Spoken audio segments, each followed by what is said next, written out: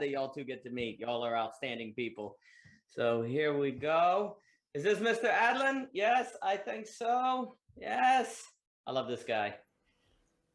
There's Tim Adalin. Look at that guy. Oh, this is a delight. I'm so glad. Hey, how guys. are you doing today, Tim?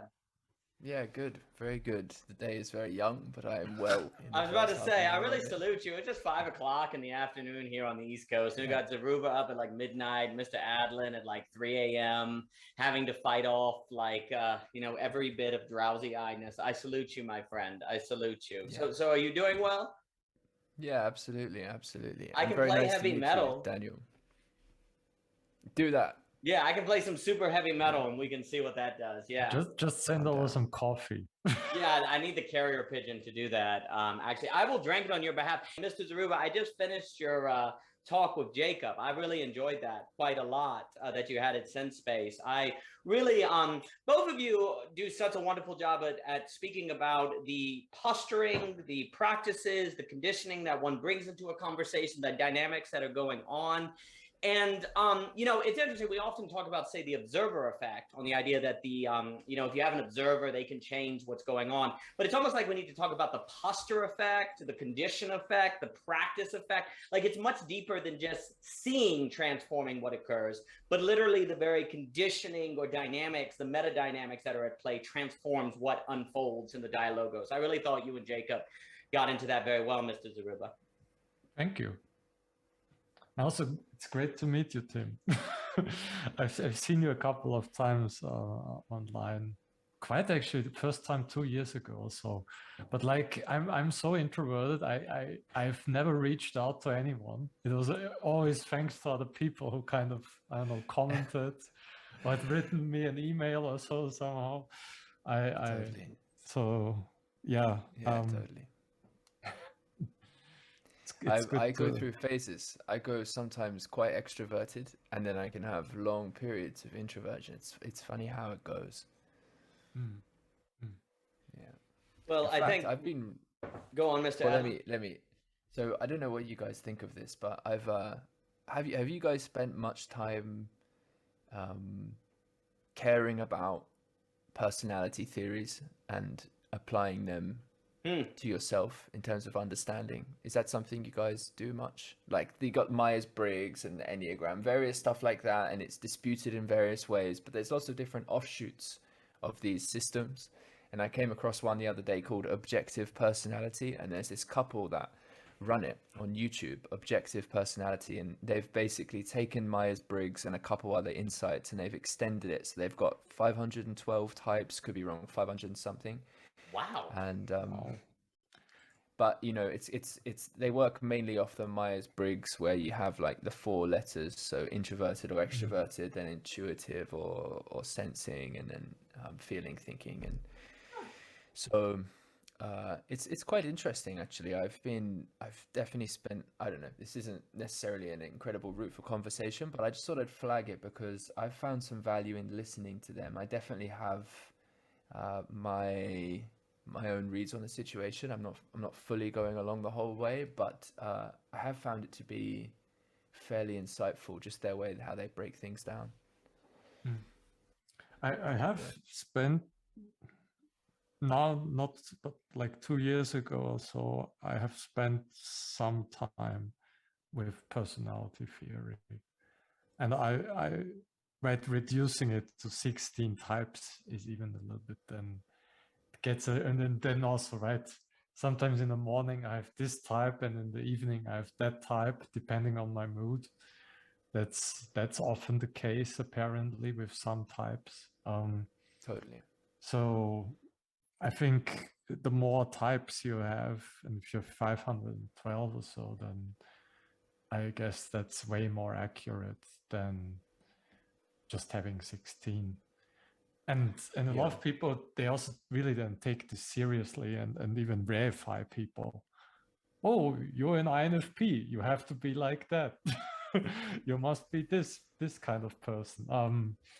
And I think that also is not healthy for human beings, because then you kind of stick to your weaknesses if you really take that seriously, and yeah, I'm an INFP. I don't have to change anything. I don't, I can just stay in my bubble and read fantasy novels all the time, and that's good. Totally.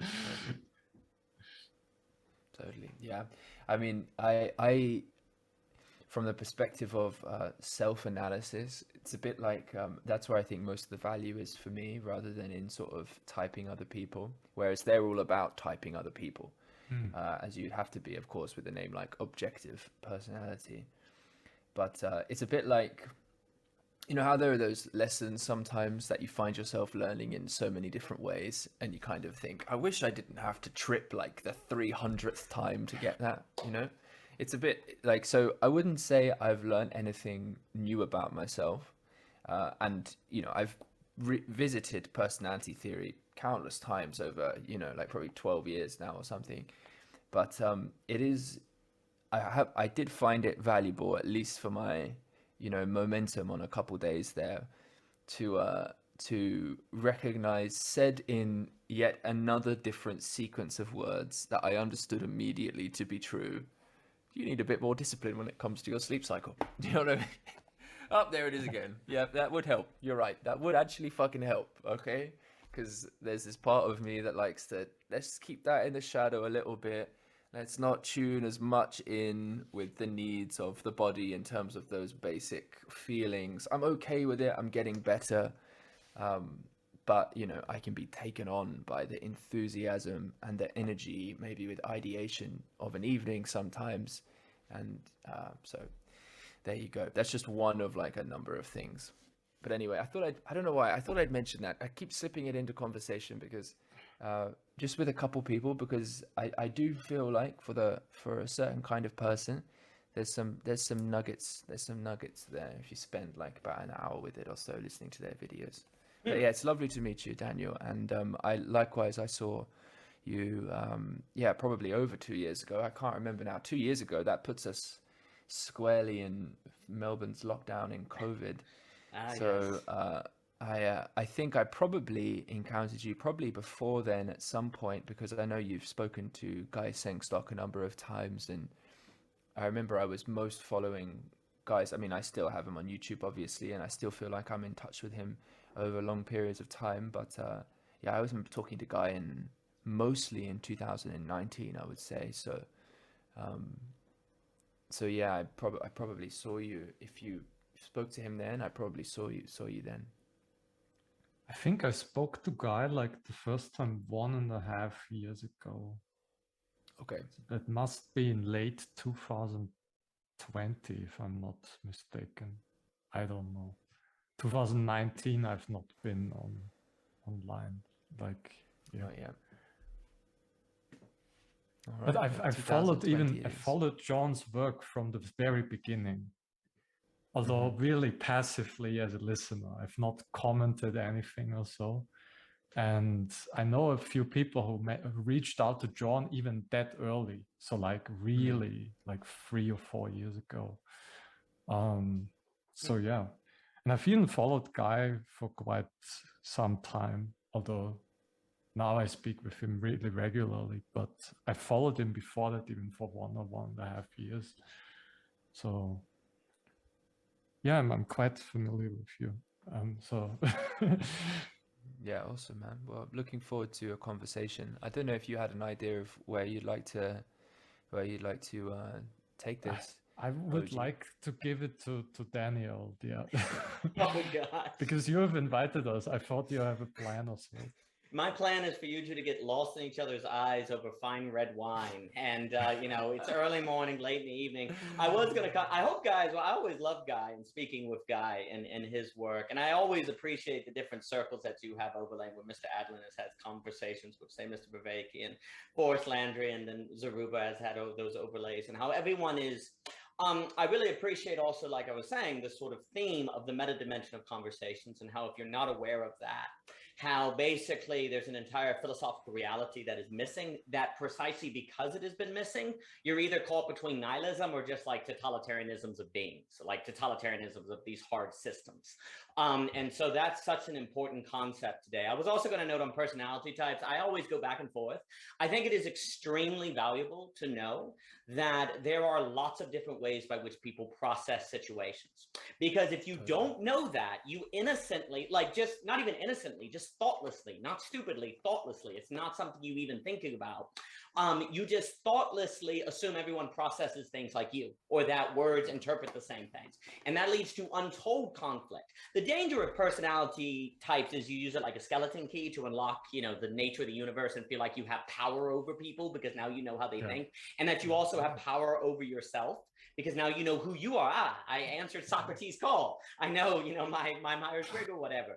But just the raw realization that people process reality itself according to different emphases and in different orders is remarkably powerful. And I agree with you, Tim.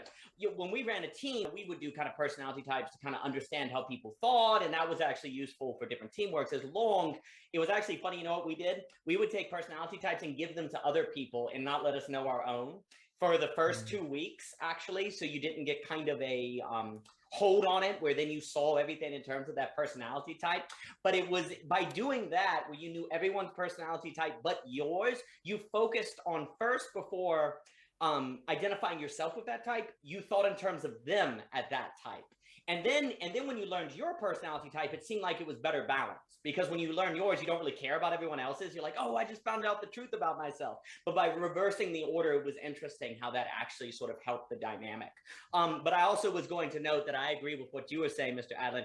It's very useful to know, for example, that someone like me has a tendency to start 10,000 projects, do one, and then once it's finished, never market it.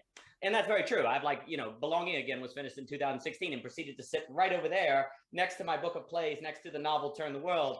I'm pointing at them for 5 years because I just move on. But then it just dies. And, that's a tendency. Or also, knowing that, you go, oh, okay, well, how do I force myself into a certain schedule of releasing work, editing work, so that fights against that tendency? I do think that's quite useful. I think personality types, like, in a funny way, you know how there's a lot of talk about diversity, right? Obviously racial, sexual, and different things. To me, personality types is useful because that's actually like a deeper level of diversity that starts getting into something almost metaphysical, almost like deep conditionality of people.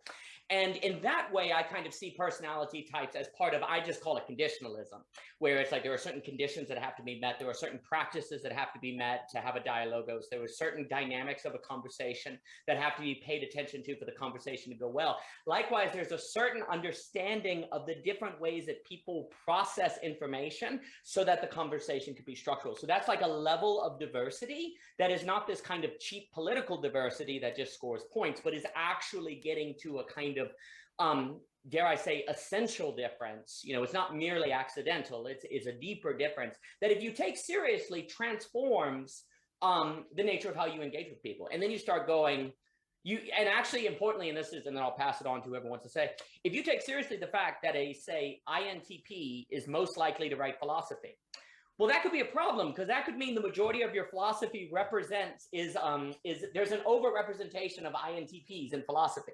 You see what I'm saying? Because they have the personality type that would sit down and write an 800-page. Well, wait a minute. What about the ESFJ, right? What about the EN? I could throw out a bunch of letters. You may have a failure to take those other personality types into account in your philosophy by virtue of the kind of person that is likely to do a philosophical tract. And if you take that seriously, the danger is to say, well, therefore philosophy is wrong. No, that's not what we're saying. We're actually suggesting that there may be untold horizons of philosophy that are yet to be explored that would be from an orientation or a conditionality of a different essential grounding, say from the ESTP or different things like that. So for me, it actually is kind of, in a sense, exciting, because it kind of suggests new and different ways of apprehension that may not be explored yet. 100%. Well said. I agree with absolutely everything you said. It would be too easy for me to say that's why I like paying attention to personality theory. But I mean, it's totally the case. There are these different, you said emphases, which I will go with. There are these different emphasis with which we perceive, and how we relate to that information, relate to those experiences, and we possess that totality. And it seems like We are skewed in one way or another for reasons in part due to the conditionings of our nurturing, as well as something out the box. We seemed, oriented archetypally even. I think that language here also makes sense to use. There's obviously lots of different ways of looking at that word and what it means. We are oriented to breathe in the world and form ourselves in it in slightly different ways. And yeah, I agree. Diversity at that level is absolutely critical. And that's one of my principal reasons for caring about this so much. There's both the sort of the integration and the knowing of oneself, obviously, mentioning Socrates.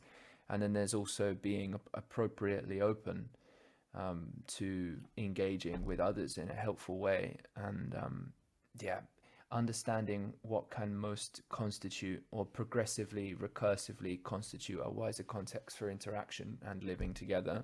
Dare I say, belonging again, which is a great title. It's certainly worthwhile to take into consideration. And I suppose one link to sort of the initial link you made with Daniel Zaruba's conversation with Jacob, which I haven't listened to,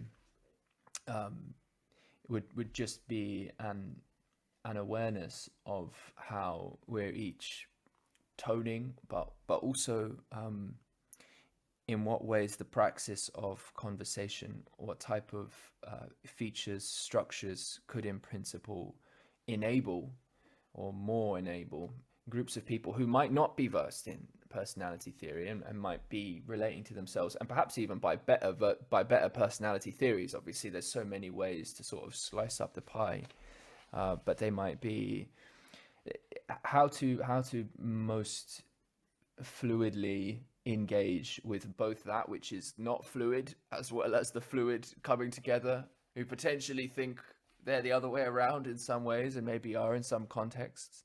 All of that's so interesting. And so we just had a conversation, OG, which we won't go into too much here because there's so much context, but we can definitely just, say note characteristics or energies like masculinity and femininity as being some of these other core ways that people relate to themselves and the world, quite understandably, and at the same time so mysteriously. And there's a lot that seems to be entailed by each of those, as well as their relationship together and how that flow develops. And thinking of the conditionalism of the various ways we have diversity and how that interplays with each other, as well as like the structure and enabling dynamics of the channel in which we participate, would seem to be, important categories for understanding. I totally agree. And all of that, I think, undermines a view of the self that is very static. So towards more dynamic self, a dynamically evolving self that is always in a kind of process of co-creation with other people and with the world around us. So, and I think that's so, when you do a lot of dialogos practice, and you spend a lot of time in those intelligibility spaces. Also, when you read a thinker who really challenges your own assumptions, or sometimes think of Nietzsche now, someone who kind of has a hammer and hammers on you, and that also perhaps points that the self is really a more dynamic nexus of the world and not a kind of static container or even a monad or so. And precisely that is what sometimes with personality theory people, what a little bit annoys me, when they really assume that there are like 16 categories of people, and they kind of they are very stiff and they all do this. They're kind of like, when you're, I don't know, an ESTP or so, you're like the worst. Right, the ESTJ, the manager types. I mean, they're like the bad people, all like from the start. I mean, there are people maybe take that then too seriously, but I mean, even they're momentous pictures of what we are, but we shouldn't take it too seriously, I think. Yes, agreed. Agreed. Yeah, I was looking forward to this conversation because, well, maybe I'll have to cloud this in a particular way. I was just speaking to someone, let's say, some time ago. Not anyone who you guys might know in the space. This is someone from a different world in a sense, but related in kind of interesting ways. He's an older gentleman, and he's also a philosopher.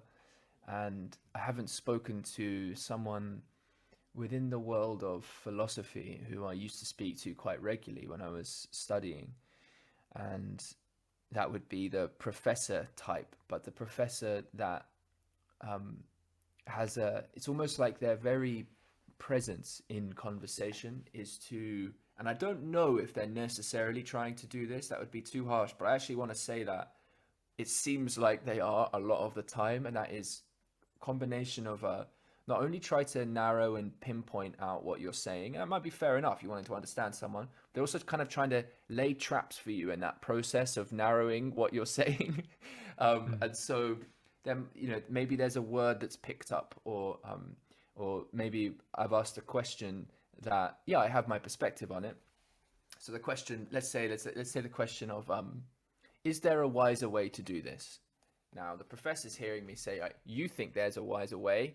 Let's see if you know what the wisest is. Do you know? Like, let's see if you've got that.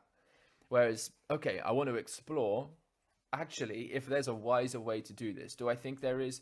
Yeah, I've actually got a deep feeling in my soul there is. I could probably say a lot of things about it. But I'm most interested if we can, together, explore that. Right? Do you think there's a wiser way to do this? Will you play with me in that in that respect? And it's more than play, obviously. And obviously, well, speaking with you, Daniel, serious play is obviously a term that John and Guy and stuff would probably be a big part of your conversations. And so, yeah, it's not necessary. The play that can often take place in the context of more traditional academic philosophical conversations, which is such a shame, is this narrowing, tightening, let's catch you out. I don't know if you guys ever sort of experienced that. Yeah. And of course, that's not what I was like, I'm looking forward to the conversation today, because I know I'm going to be able to wake up and we're going to be able to craft together something that is, I have less, like, there's less of a, like, to the extent I feel any pressure, it's more in like the pressure to play a game well that I actually want to play, whereas the energy that's sort of coming in these other types of conversations is like, I better give a good enough account of myself so as not to be shown up as some complete fraud type idiot. You know, like, that's potentially the stakes on the other way. Absolutely. I've experienced, I like to call that the glass bead game. It's a little bit from the Herman Hesse novel, the notion of, oh, do you know the right citations? Are you saying the right things? Okay, well, you didn't have your glass bead. Oh, I messed up. You can take one of the glass beads. The glass bead game is not technically described in the novel, but that's always how it's been like a game of Pokemon, where you play the right references and you get the right ideas. And if you mess up, you lose. And it's kind of funny because if I understand Mr. Herman Hesse, the notion is that this is the structure of education that actually gets distracted by itself as totalitarianism takes over, or as the world ends, or the world ends on the outside and the academia didn't even notice because it was too busy playing academic Pokemon with glass bead games. I think for the older generation, for most of human society, most of human history, and this is all generalities and there's probably exceptions and that's all fine. For most of human history, basically you've been able to ascribe to a certain set of beliefs, hold to those beliefs and ideas, and that has been able to get you through your entire life, 60 years or so forth. As you have an increasing acceleration, interconnectedness, and the realization of the ultimate groundlessness of beliefs, even if they are held up from the side. Like, certainty is impossible, right? Like, even if God exists, you couldn't be certain that God exists, because even if you had a mystical experience where literally God appeared in front of you and said, I exist, you could the very next day doubt that that actually occurred or that it was a dream, right? You cannot get certainty, even except in the most general and basically useless situations. Like, for example, I know that I am experiencing something. Okay.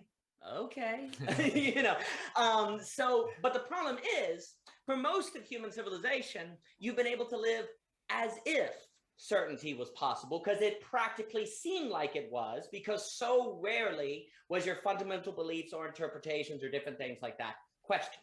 So then you were kind of habituated to that way of thinking as an older individual. And so then when you run into younger people that understand that that doesn't quite work, because you're existing, if we use the term metamodern, you're existing in that metamodern or postmodern or geopolitical world, or you're interacting with people constantly who have different beliefs, and also those beliefs are consequential. This is key. It's not like if people have different beliefs and they come to control the government, well, they can do a lot of things now, can't they? So beliefs matter.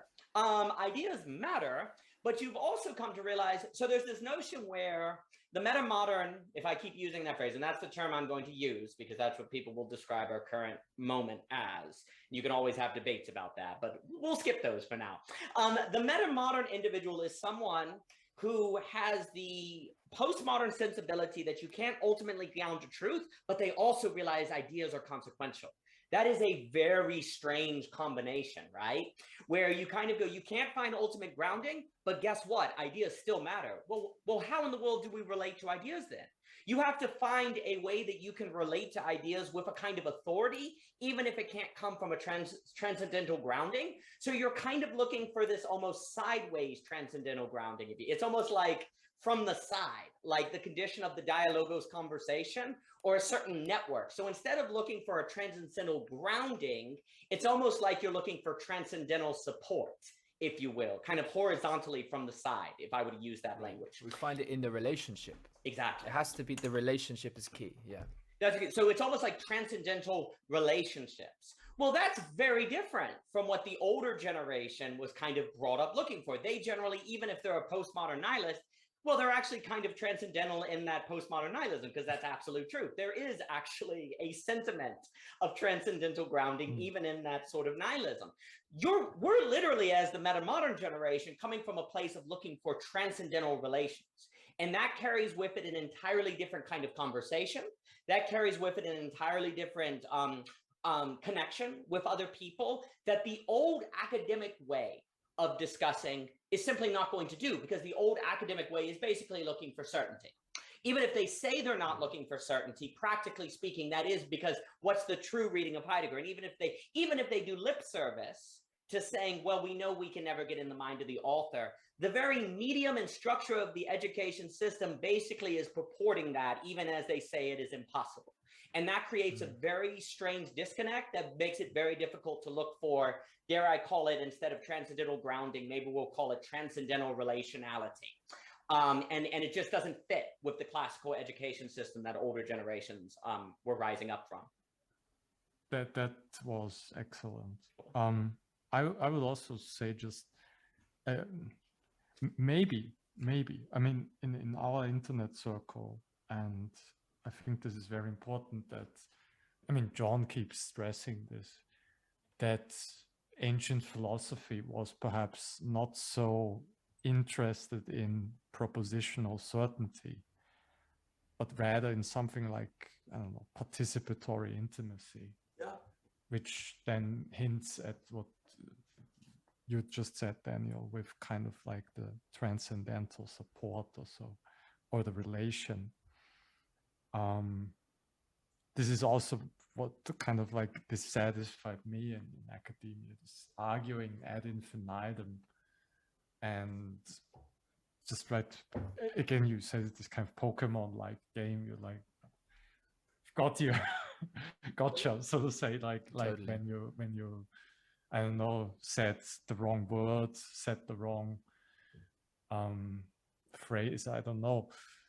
And I think this is so, whatever has emerged in the last 2 or 3 years in this corner of the internet is very different way of conversing with people and practicing with people. Is that so? That's also something, I don't know for you, but for me, this has really opened up. I really do a lot of practices online with friends I've found here in this internet circle. I'm also with Guy also. That is just something that in academia no one is doing. Really, it's maybe there are some people, right, in I don't know, who do Indian philosophy or East Asian philosophy. They usually also do a kind of physical practice that is really aimed at wisdom cultivation or something like that. But usually, I think this part of the cultivation of our humanity is absent. And maybe saying something about the metamorphic condition. I mean, I think the dominant worldview is the scientific worldview. And when you have them, right, this conflict was usually science versus religion, because there you have really two worldviews. There's just no middle ground usually. And these two worlds are kind of fighting each other. And that, of course, is creating that kind of cultural nihilism to some extent. Now, then, yeah, this is what you said, right? The Daniel, kind of like ideas matter, but you have no grounding in a sense. And then we really left with a very unsatisfying condition that we just have to endure for a while, I guess, until we've woken up to that perhaps ideas do matter, and we just have to. We have to. I mean, I think we have to abandon that project of finding this ultimate transcendent ground. I think that's not possible. We have to. This is what I pursue with this absolute no thingness. This kind of where it's more like we become the grounding. We do it by being in the world. We do not look for a static, stable ground any longer, but we do the grounding in Dasein. Which is a very different relation also to how you relate to the world. Then you exert care, and you become like Heidegger called this the shepherd of being, but you're not obsessed with finding a stable ground, because that project, I think, is over. It has spilled over into the sciences, who are now looking for kind of like a theory of everything. I don't even think that is possible, but maybe I'm wrong. Maybe I'm wrong there, but it's more something like that we have to realize our ontological responsibility, and that strange place that human beings occupy in the world as as we are ecstatically lifted out of into kind of worldhood that we ought to realize properly. Yeah, I hear you totally. I think that broad movement, as you're articulating it, from, let's say, it would be a bit too reductive, but let's just say from the static to the dynamic, you furnish that with a lot of beautiful words I totally resonate with. That's been like I've felt like I wouldn't want to say I've been breathing that in and out as though I was, all of my actions and deeds were in total alignment with my words when it came to professing that might be the philosophy, like a core of it, which has been like animating me, let's say. That's certainly been fundamental in how I've related to life as a philosophical project for a long time now. And I did find, and this is where, so there's a couple branch points here that I just want to flag. I don't think this is maybe not as interesting, so I'll just say it first. One branch point is like I am quite interested in those areas of philosophy, and maybe John is kind of an example of this figure inside academia. There's someone here who's sort of capable of moving in a respectful way in a number of worlds, where you have, the epistemic institutional praxis of time gone by, and then there's also wanting to offer something new to that. I found for me that discourses like philosophy of mind, and then into your more process type philosophical thinkers, and then you've obviously got your Nietzsche's, and then Heidegger is one way people take that. Heidegger's an interesting one, because I remember finding myself as a even younger philosopher than I am. I remember finding Heidegger. I was like, there seems to be something mystical around this. The way people are relating to it, it sounds like it's the kind of thing I'm really looking for and really interested in. And when I first understood a couple things that Heidegger was saying, I was like, yes, that's the direction. I get that. Like, I really get that. Like, I actually feel like I get that in some sense. And then it became like, and this can be with a number of philosophers, your way of speaking about that isn't like a language that is actually helping me to understand what I'm already understanding. And sometimes there's this thing, and it's a practice thing. I'm getting much better at it over the years, but it's the walking into a number of different language games that are in some sense trying to reference that dynamic nature with what can become static, sometimes too fixed terminologies, inappropriately applied perhaps by people who, unbeknownst to them, might not actually be living out the philosophy that is being invited. And so there's that fascinating dynamic as well, which brings us back around to that point of, and this is the thing I was initially going to say, and I'll say this and pass it over. You mentioned participatory intimacy, and also, like, I'd add into that, the word coming to mind is kind of trustfulness. And I'll just use those words to point to the dynamic where, let's take me in conversation with this older philosopher. There was almost at stake was a kind of trust that in a way, what was potentially most in danger of fraying was trust, in that if we weren't really helping, if we weren't committed to caring for that trustful relation that existed as the commons between us and our interests and our enthusiasm anyway, and all the rest of it, but to actually nurture that together, I mean, it just feels to me like so much of that that communicational academic context, it's just like so many other things, it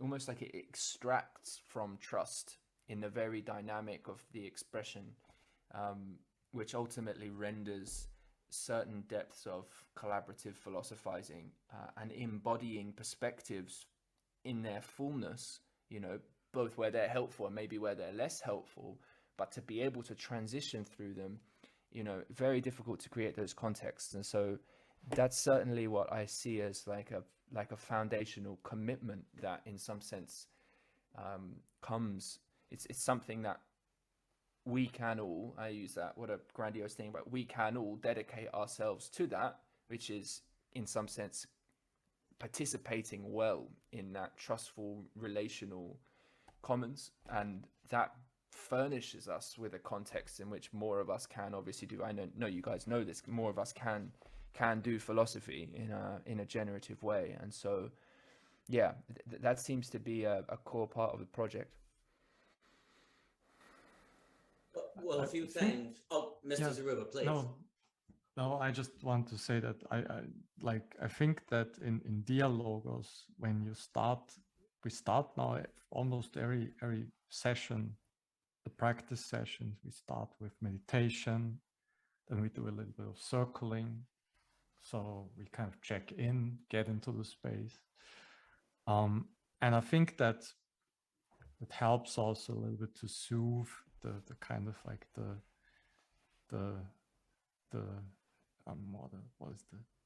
or disarm the hermeneutics of suspicion that usually can always because that's John made this point recently, a conversation, this kind of like hermeneutics of suspicion versus hermeneutics of beauty. And I mean that's a whole, I mean, it's a different topic, but modern academia is so is like dripping with that spirit Right. of hermeneutics of suspicion. Where Yeah, it's all suspicion. Like, what are you up to? What are you trying to? Because everybody's trying to trap each other. It's like, fuck, mate. And the problem is, it's not just in academia, and I mean, it's a problem that it's in academia, because most people spend their formative years in schools and in universities, and when they grow up in believing that this is just how human beings operate, just being suspicious all the time, and then.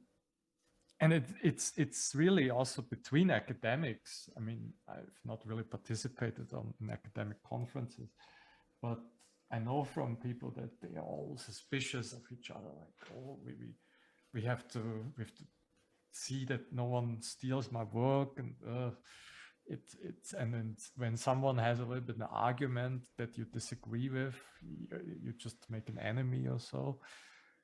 Problem is, this is just so strong in our whole culture.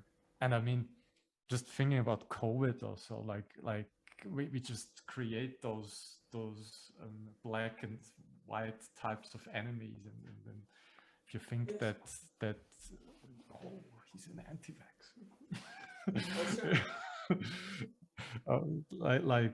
Like you I mean, we have to, I mean, but this is really, this has been too long in our culture, and I think would take a few decades if we want to replace them with the hermeneutics of beauty.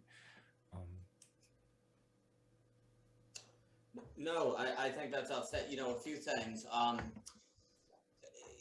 One of the reasons why it is so important to actually be aware of the voicecraft or the conditions, where basically what's being pointed at is some kind of meta-modern pragmatism, but it's not quite pragmatism, it's kind of meta-modern practices.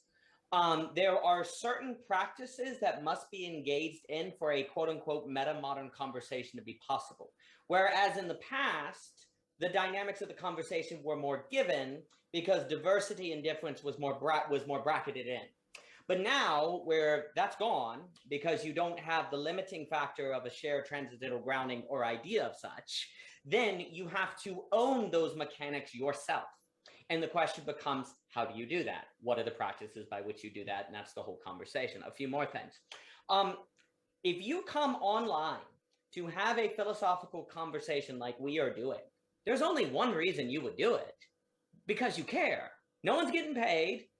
No one's getting any accreditation. Right now, the very act of coming into this online space removes doubt and suspicion, actually.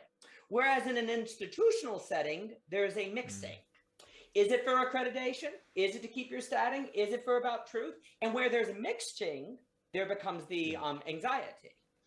And with that as well, so you've got the mixing, that's a problem, that there's question. And then you add with that a doctrine of certainty, where you believe in either a certainty that nothing is certain or a certainty that, you know, what I think is the truth. Really, you have to replace certainty with confidence. And the reason why certainty is very, very fragile.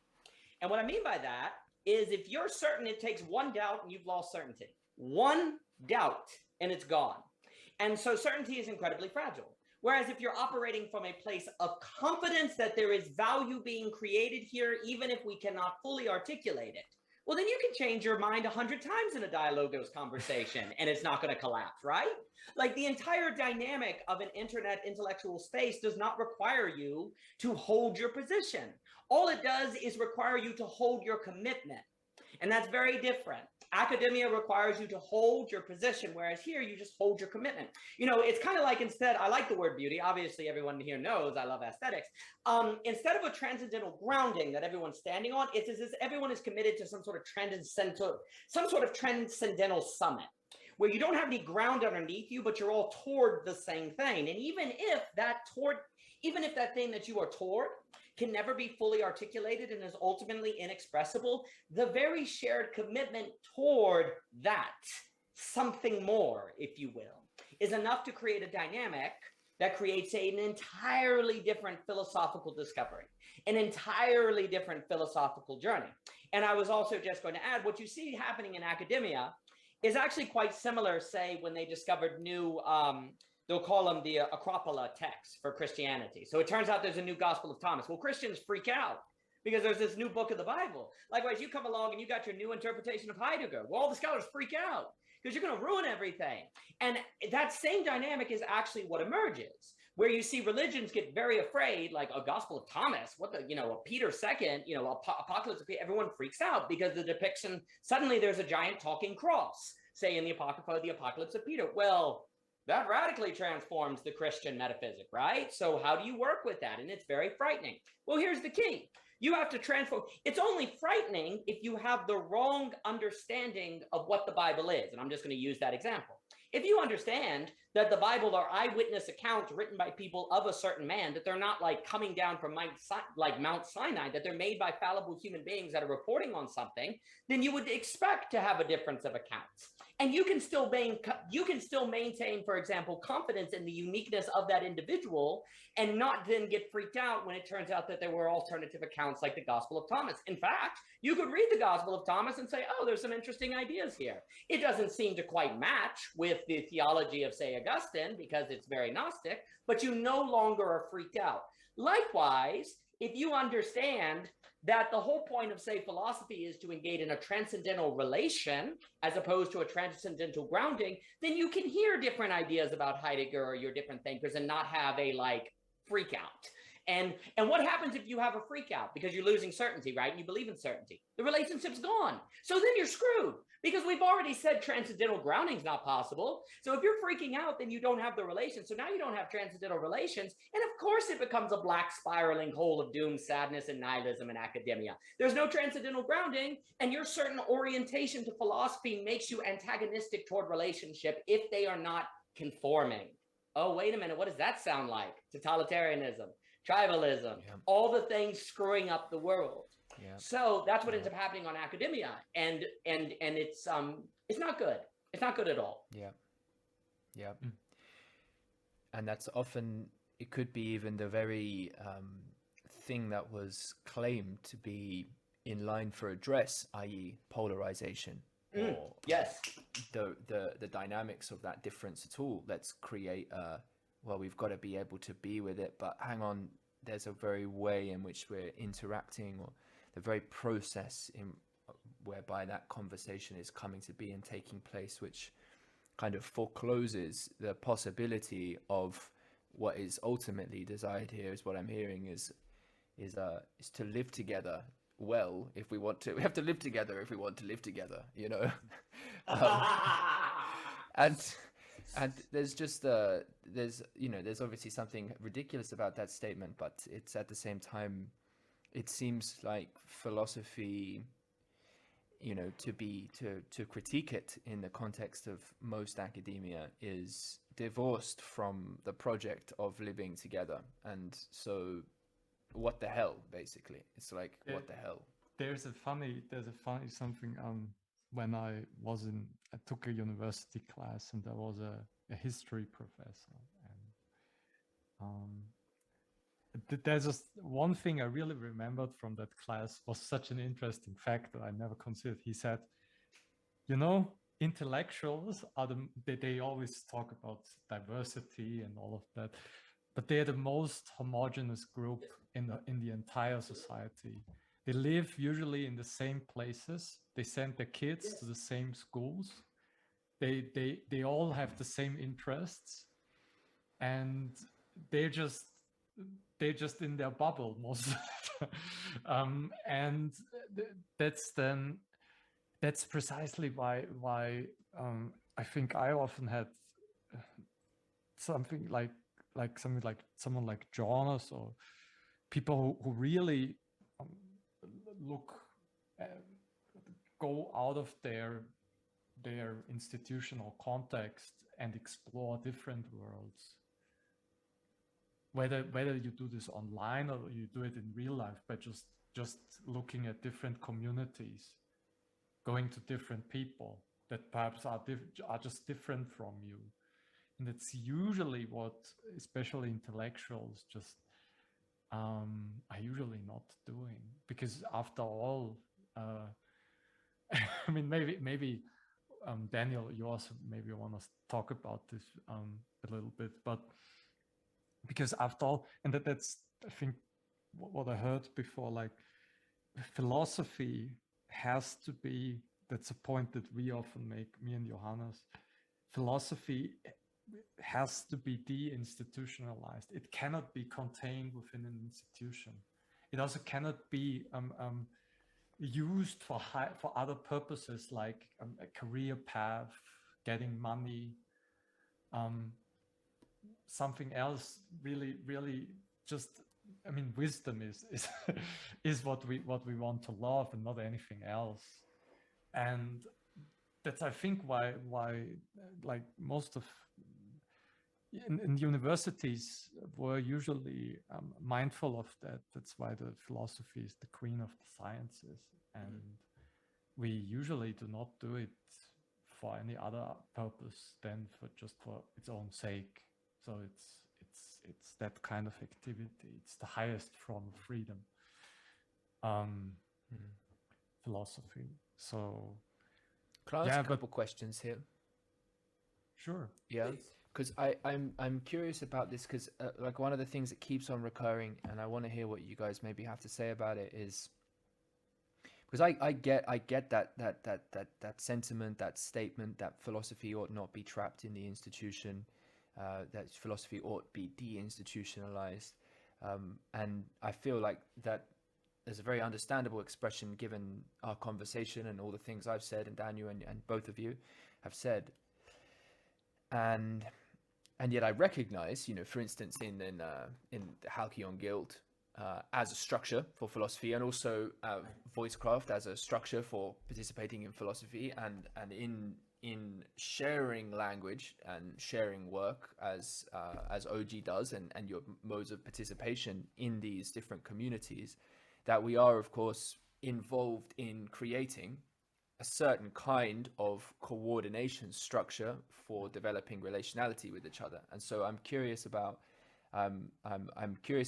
opening up the discussion in that direction, because I'm always thinking about this and I'm always experimenting actively with it. What are some of how can we think about the constraints, the conditions? How would you guys begin to name what might be? I've heard Lawrence Curry Clark. I don't know if you are aware of him. He's a friend. He's a thinker in these metamodern type spaces, and also with the Glassbeat game. Very creative guy. He used the word priestitution, because he was kind of tying together the link, priestly types, but also pre-institution, and so I am wondering about what an institution is. I mean, I certainly have my perspectives on it, and I'm wondering about the role of philosophy in the reformation of institution, or I'm wondering about philosophy as the kind of the sort of like the, maybe to use a John term, like a transjective compass type possibility for the reorientation of both the dynamically emerging structures, which we might say are in relation with freedoms and constraints that are somewhat more pliable, but then there are also the constraints like gravity, however we understand that, which seems like it's going to be around for a while. And so in some sense, to the degree we want to coordinate where to meet, we want to take gravity into account. And so there's this constraint that might make sense to have what ends up becoming like the institution, where we all agree that what's occurring is something we can roughly name gravity, and we can sort of build around that. You see what I'm trying to say? Because there's these different layers of constraints, and how well are the foundations of the institutions built, and how well are those foundations remembered in some sense and taken care of, so that when it comes time to update, they can. And I think, well, what about, surely the institution should commit itself in essential part to the recursive reorientation of the institution. And that, of course, would be in some sense the deep place for wisdom. But now, where's that sourced from, and how's that relating to? We're looking at inter-institution, inter-network. These types of conversations seem to be, deeply on the pulse of like responsible inclusion of each other in building a life worth living together. Excellent. A few things. No pressure at all to look at it, but something I've needed to edit forever is that book I just dropped in the chat called Art Centering that I did with my friend Bernard Hankins on a structure of sort of the organizing of an arts community, but he actually could apply it to larger and larger structures. I think there's a few questions. One, the difference between, say, an institution and a community, an institution and a society. What makes an institution unique, say, a house? Like, what is a house? A house is a structure. A house has people commonly come inside it. They eat dinner at the same time. There tends to be a schedule, but is a house, ergo home, an institution? You know, what makes an institution a home? There seems to be a problem with institutions because there's some sort of monopoly going on. There's some sort of, you have to go through this or else you don't fall in the right class system or you don't get organized in the right way. And that's, to me, when we talk about institutions and separating philosophy from institution, that's kind of what seems to be the issue, precisely for the following reason. Institutions seem to be fundamentally tied up with social organization, some kind of social organization. And I'm not trying to say all institutions are bad. That's not what I'm saying. The main thing I want to focus in on right here is the mismatch between philosophy in particular in institutions, precisely because philosophy is training you in something that is not easy to identify what it is giving you unless you do it. An institution needs a very linear track on what you're going into. Okay, you got A's, you get your English major, you can now be an English teacher. Very linear. All right, you read Heidegger. What do you get? You know you got something, but it's very difficult to say what, right? Because what philosophy is often training you to do is to have a certain apprehension to life that transcends what I call low order causality. And what I mean by low order causality is you have a billiard ball roll across the table, it hits another billiard ball and it moves, right? High order causality, as I like to call it, is a billiard ball rolls across the table, hits another one, and you remember that time you played pool with your sister and you need to call her. There is in fact a causal relationship in example 2, but it jumps ontologies and it can only be known to you. The billiard ball didn't cause you to remember to call your sister. It only remembered me to call my sister because I met the condition of having a sister who I haven't called in a long time. So there's low order causality and there's high order causality. Philosophy is very often in the business of high order causality, high order conditionality, and high order apprehension. That's not what, when I say high order, I don't mean hierarchical, like it's better than low order. In fact, if you didn't have low order, we'd all be dead because the earth wouldn't be orbiting the sun right now. Basic causality matters. The issue, as I call it, high order, because usually it involves multiple ontologies, like physics ontology, mind ontology, memory. You're like going between all these different dimensions, of which is very practical because you at every moment of the day consist of all of those different dimensions. So the issue that happens is dialogos and philosophy are often training in high order causality. Institutions are fundamentally low order causalities. But do you know what's more of a high order causality kind of thing? A home. A home is very high order. There's a particular group of people there. There's kind of a logic of which goes on, but it kind of changes. There is a schedule, but you can't always put. There are memories. There are associations of certain rooms with certain holidays. There are associations of certain memories, with certain meals, with certain events. There's this whole atmosphere of life that is found in a home that, here's the funny thing, if your neighbor walked over from next door and came inside your home, none of that logic, that high order association causality would be there. It would just be a house. Every home you go into that's not yours is a house. And philosophy is in the business of home. Well, that's a problem because institutions is about constructing houses or getting people to identify what is an effective house or how do you exist in a house. So the problem that happens is when you try to institutionalize philosophy in the sense of institution as a sorting mechanism for the social order, it must by definition reduce high order philosophy to low order philosophy, which is of course what? A contradiction. You can't do that. That's why we get all the pathologies that you are describing, this kind of dysfunctional philosophy that doesn't really make much sense. Yeah, because what you're seeing, basically when philosophy is institutionalized, it has to become the history of philosophy. That's all it can be. The study of the history of philosophy and the study of ideas. For philosophy, and I'm not saying the history of philosophy is bad. Obviously, there's a very important role for learning the history of philosophy. In the same way that there would be no such thing as high order causality without low order causality. Those billiard balls had to hit one another for you remember to call your sister. If there's no low order causality, we're all dead. So you have to have low order causality to have high order causality. In the same way that institutions can have a very important role, the problem is overfitting. You know, in computer science, we'll talk about overfitting, where you take a map and you try to make it too much like the territory or squish the territory to the map. And as a result, you get a lot of trouble. So what's starting to happen is the internet has allowed a kind of organization of philosophy that is not institutional, where you are doing it for its own sake. But when you say philosophy is done for its own sake, that's not because it doesn't have practical consequences, but because the practical consequences cannot be understood in low order terms at this exact moment. It is only manifest in high order, which can thus only be encountered in living, from going out from the philosophy and the doing. So when we say philosophy is done for its own sake, what we are saying is that the fruits of philosophy are high order.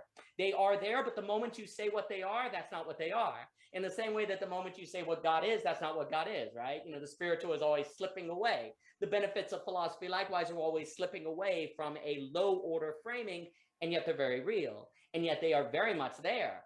And so what ends up happening is the first step, I think, to your question, Mr. Adalin, is to realize that something is an institution that is in the business of low order causality. So the question is, how do you create an organization that incubates high order causality, as opposed to an institution that organizes low order causality? And when we start talking about incubating high order causality, that's where the internet has created this new philosophy, because it's now possible to kind of organize in a very minimalistic way, a very minimal way, but indeed to have a kind of organization. We met at the same time using this technology. These things have made possible dialogos, but it is not. We're not going to come out of this conversation and have a new position in society because of it. I'm not going to get a promotion at the lake. Maybe you guys know somebody, I don't know. You're not going to come out of this and have your class determined, your social standing determined, or your paycheck determined. Therefore, this is not an institution, even if it is an organization of human action.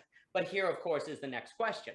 All right, we've made a distinction between institution and organization. A reason, though, institutions come into exist is to precisely figure out how to organize vast diversity and complexity. At what point does systematizing an organization turn it into an institution? At what point does it stop to be a quote unquote organization or home, and now it becomes something industrial? At what point does a neighborhood become a suburbia? At what point does a small business become a corporation? These are all the magic sort of middle zone that, wait a minute, it sounds like there's a certain condition that stuff hits that then it transforms into its opposite. There is a certain conditionality that things are not paying attention to that suddenly transform them from an organization into an institution. Or there's a certain conditions that transforms the neighborhood into a suburbia. And this is where it does seem to come down, and then I'll pass it on, to this radical attention on the meta dimensions, on the conditions, on the practices, on the actions, of which then create an atmosphere of which makes it possible to incubate high order causality, as opposed to reduce high order causality into a low order causality that leaves us behind. But that, of course, will come to paying attention to the craft of the discussion and the practices of the organization. And to me, it screams something like meta-modern practicing, pragmatism. It's this art form, this kind of art form to keep organization from becoming institution. Beautifully said. And as Daniel Zaruba, I just want to say one very brief thing, and I'm pass it over to you. It just seems like a term there, OG, meta-modern address. Yes. I mean, address plugs in very, very, very well. Absolutely. So, yeah. There was a lot. I would agree. So let me. So first of all, what you said, kind of like what we see today when philosophy gets institutionalized, it really just becomes kind of like this. We what you said, overfitted. We compartmentalize it. Then we have history of ideas. Then you try to find that the 10th meaning of Heidegger in the what does the event of appropriation mean? Shall we say an owning? And you really get into almost strange arguments then, or you argue what was person X an idealist or realist, or right these strange debates. Then. Tim, you asked me about the Halkyon Guild.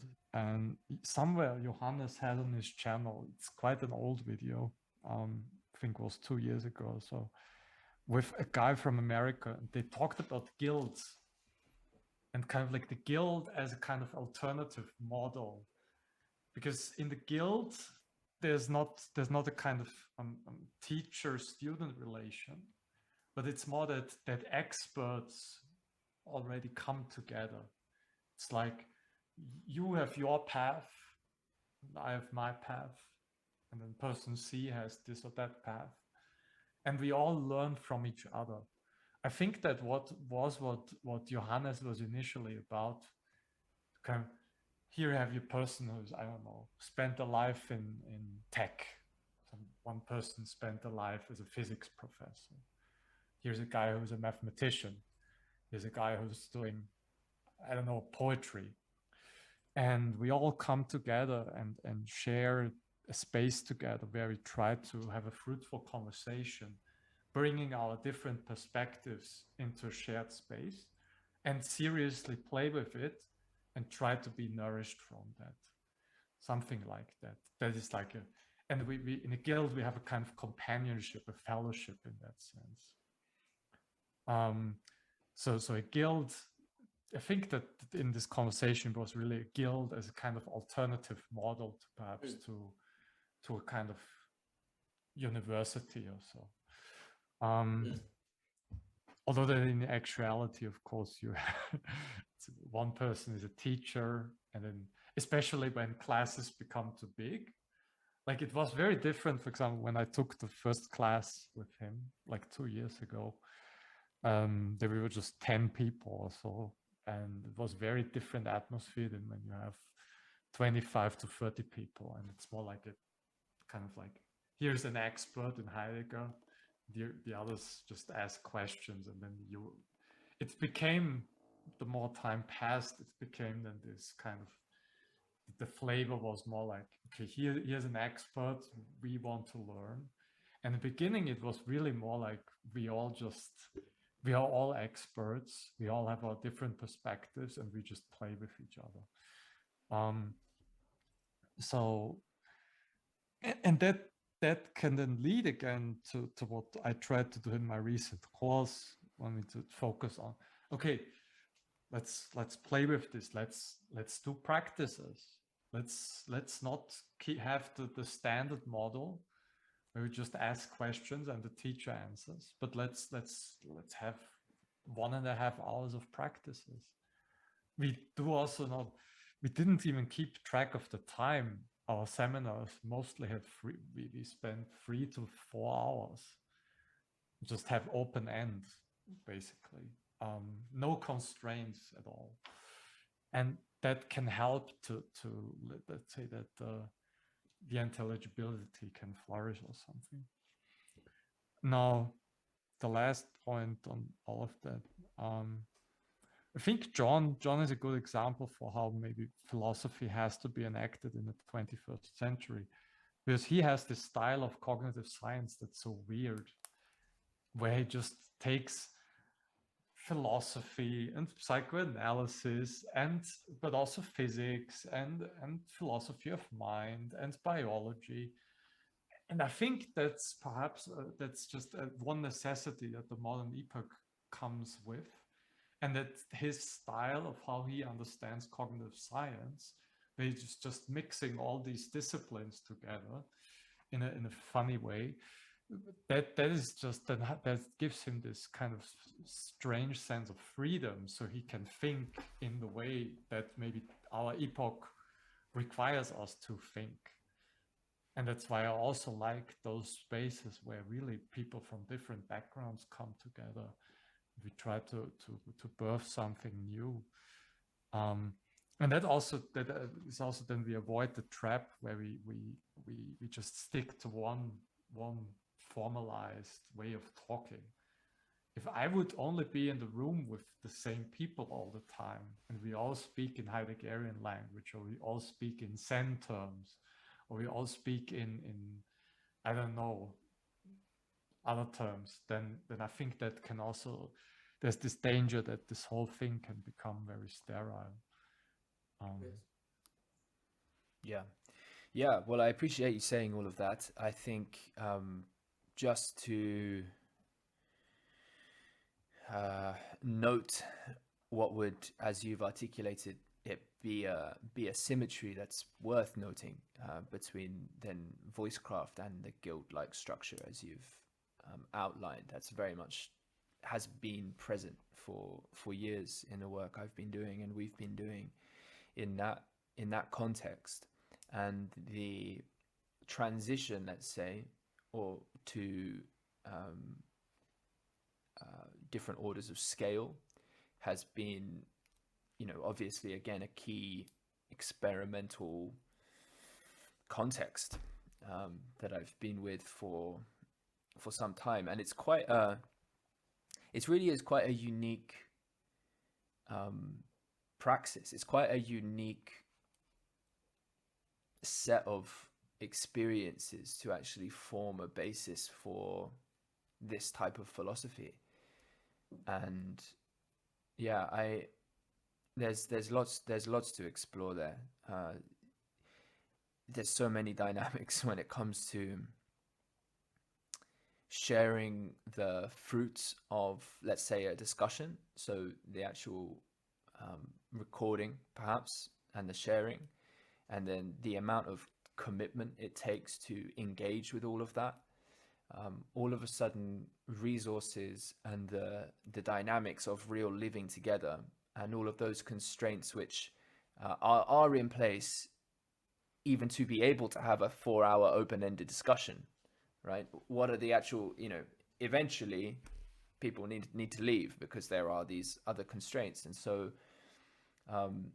yeah, it's thank you for sharing that. That was the impression I sort of had of it, as like a, in terms of, because I was, aware of Johannes when he launched that, because of the obvious similarities and the shared relation to a number of thinkers in the space. So yeah, it's the movement toward what would be, let's say, financial viability and regeneration when it comes to energy. All that stuff is the core part of the ongoing philosophical work of my life. So it's just one part of it, but it's a big part. So yeah, so much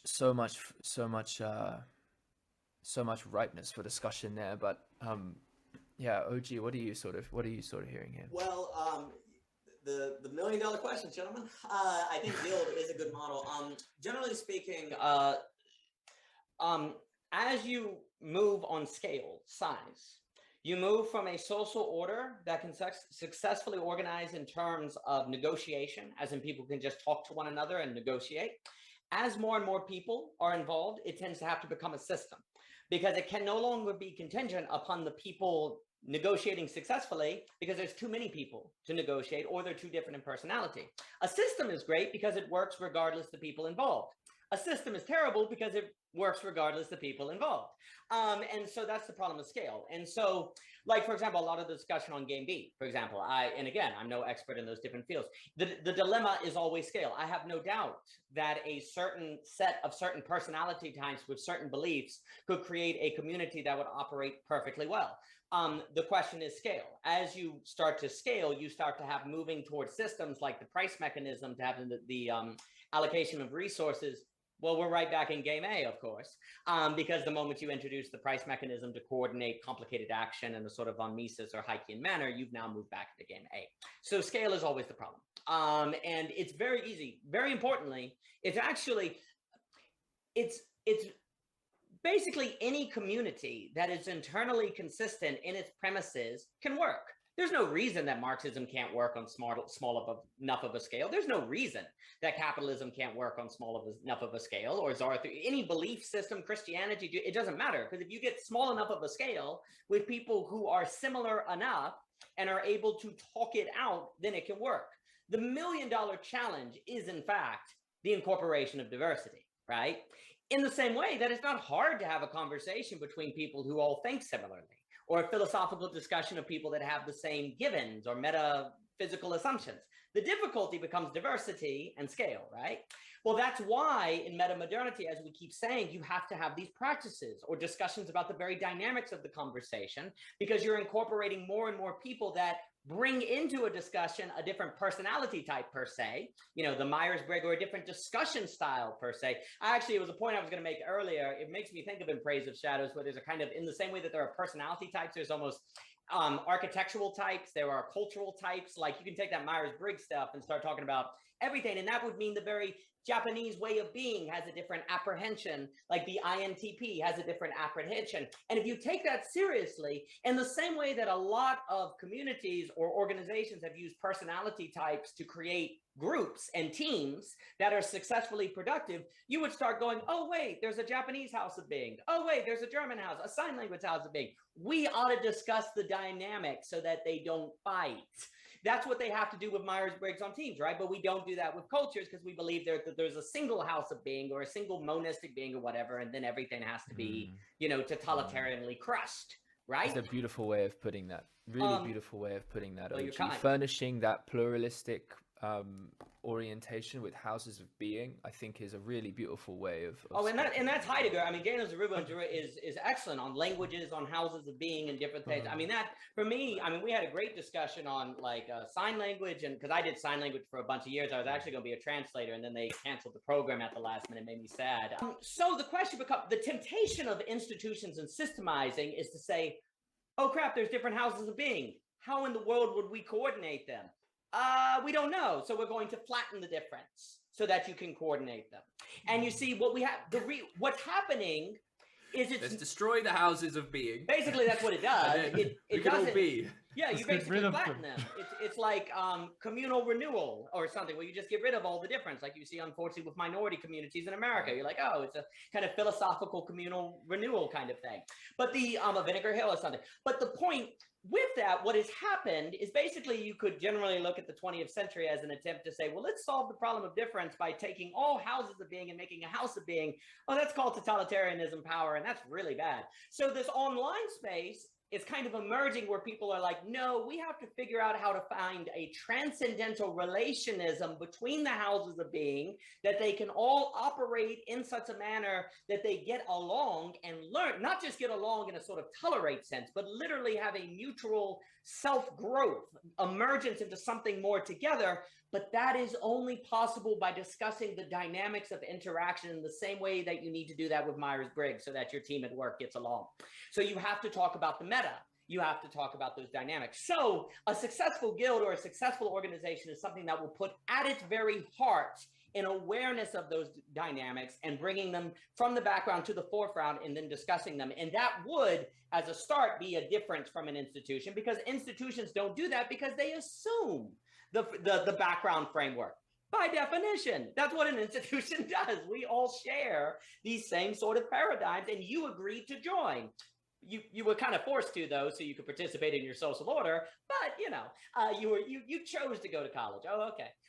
You know, and so, but today, what's emerging is a notion of participatory, which means you have to take these background dynamics and discuss them. That was really good. Now I like when since this war in Ukraine, this Russia-Ukraine conflict broke out. You know that the realist position in international relations is that it's an anarchic system. It means we cannot. This is like the globalist dream, of course. We just create international organizations and we will live happily ever after. Right. Of course, this doesn't work. But of course, I mean, this is the problem with all of this. Whatever scale you look, you have there's some resources are just scarce, if we like that or not. Dating market is scarce, and those populations like China and increasingly the West, where you have kind of like too many men and too little females, then you run into all sorts of demographic problems. Or when you have certain resources like the food oil, gas, etc. Now, with a trend, when we think about transcendental relations, there we could tap into an inexhaustible dimensions. This is what Nishitani is about, and he just at the end touches that briefly with politics. But when we have a sense for the inexhaustible dimension, which is kind of like what the philosophical tradition always tried to hold open. This is this famous ontological difference from Heidegger. There is this no thing, which somehow, which also gives us sense in that sense, and even when things are scarce, and now today we also have an ontology that's built on scarcity. That talks about materialism is kind of like it's all scarcity. There's not that the cosmos is not abundant. You're saying scarcity. I heard it initially as scars, and I felt I was tracking you even with the word scars. There's kind of an interesting relation between scarcity and scars. Yeah, we're gonna come back to that. Sorry, no, scarcity. So when we tap into that, what the East called shunyata or emptiness, or Heidegger called it the ontological difference, maybe Plato called it the ideas, the realm of the forms, then we are in touch with the kind of inexhaustible dimension. And that seems then that we can even create economies that even when we have scarcity, that we can overcome it, and we don't have to fight to the teeth for our resources. Which is kind of like the assumption when you have again a kind of system as it is today. But that's this vision that maybe it's idealistic. I don't know. Well, there's lots to go into on that, and that's many conversations. And I think it's a beautiful scape to be part of together in the exploration of it and taking it extremely seriously, and for all of the scars that are in it, and like the link I was just seeing between scars and scarcity, something of a relation with beauty, because we might initially get a cut and we were so worried that it's going to scar because we might think that's ugly. And there's no possible way healing can return to a beautiful way of being together. And can I just, of course, since you misheard me and I thought I said scars, then, and I apologize for that. And now I have to mention, you mentioned Tanizaki before. In Japanese aesthetic studies, right? There are these, maybe you know this so-called kintsugi pottery that when let's say a teapot breaks, and it has a scar, they have a kind of style of pottery where they fill it with golden lacquer to repair it. And that's a kind of way where, in Japanese aesthetics at least, where the fragile, the old, the rusty, the kind of the withered away, all of that is appreciated and beautified and beatified.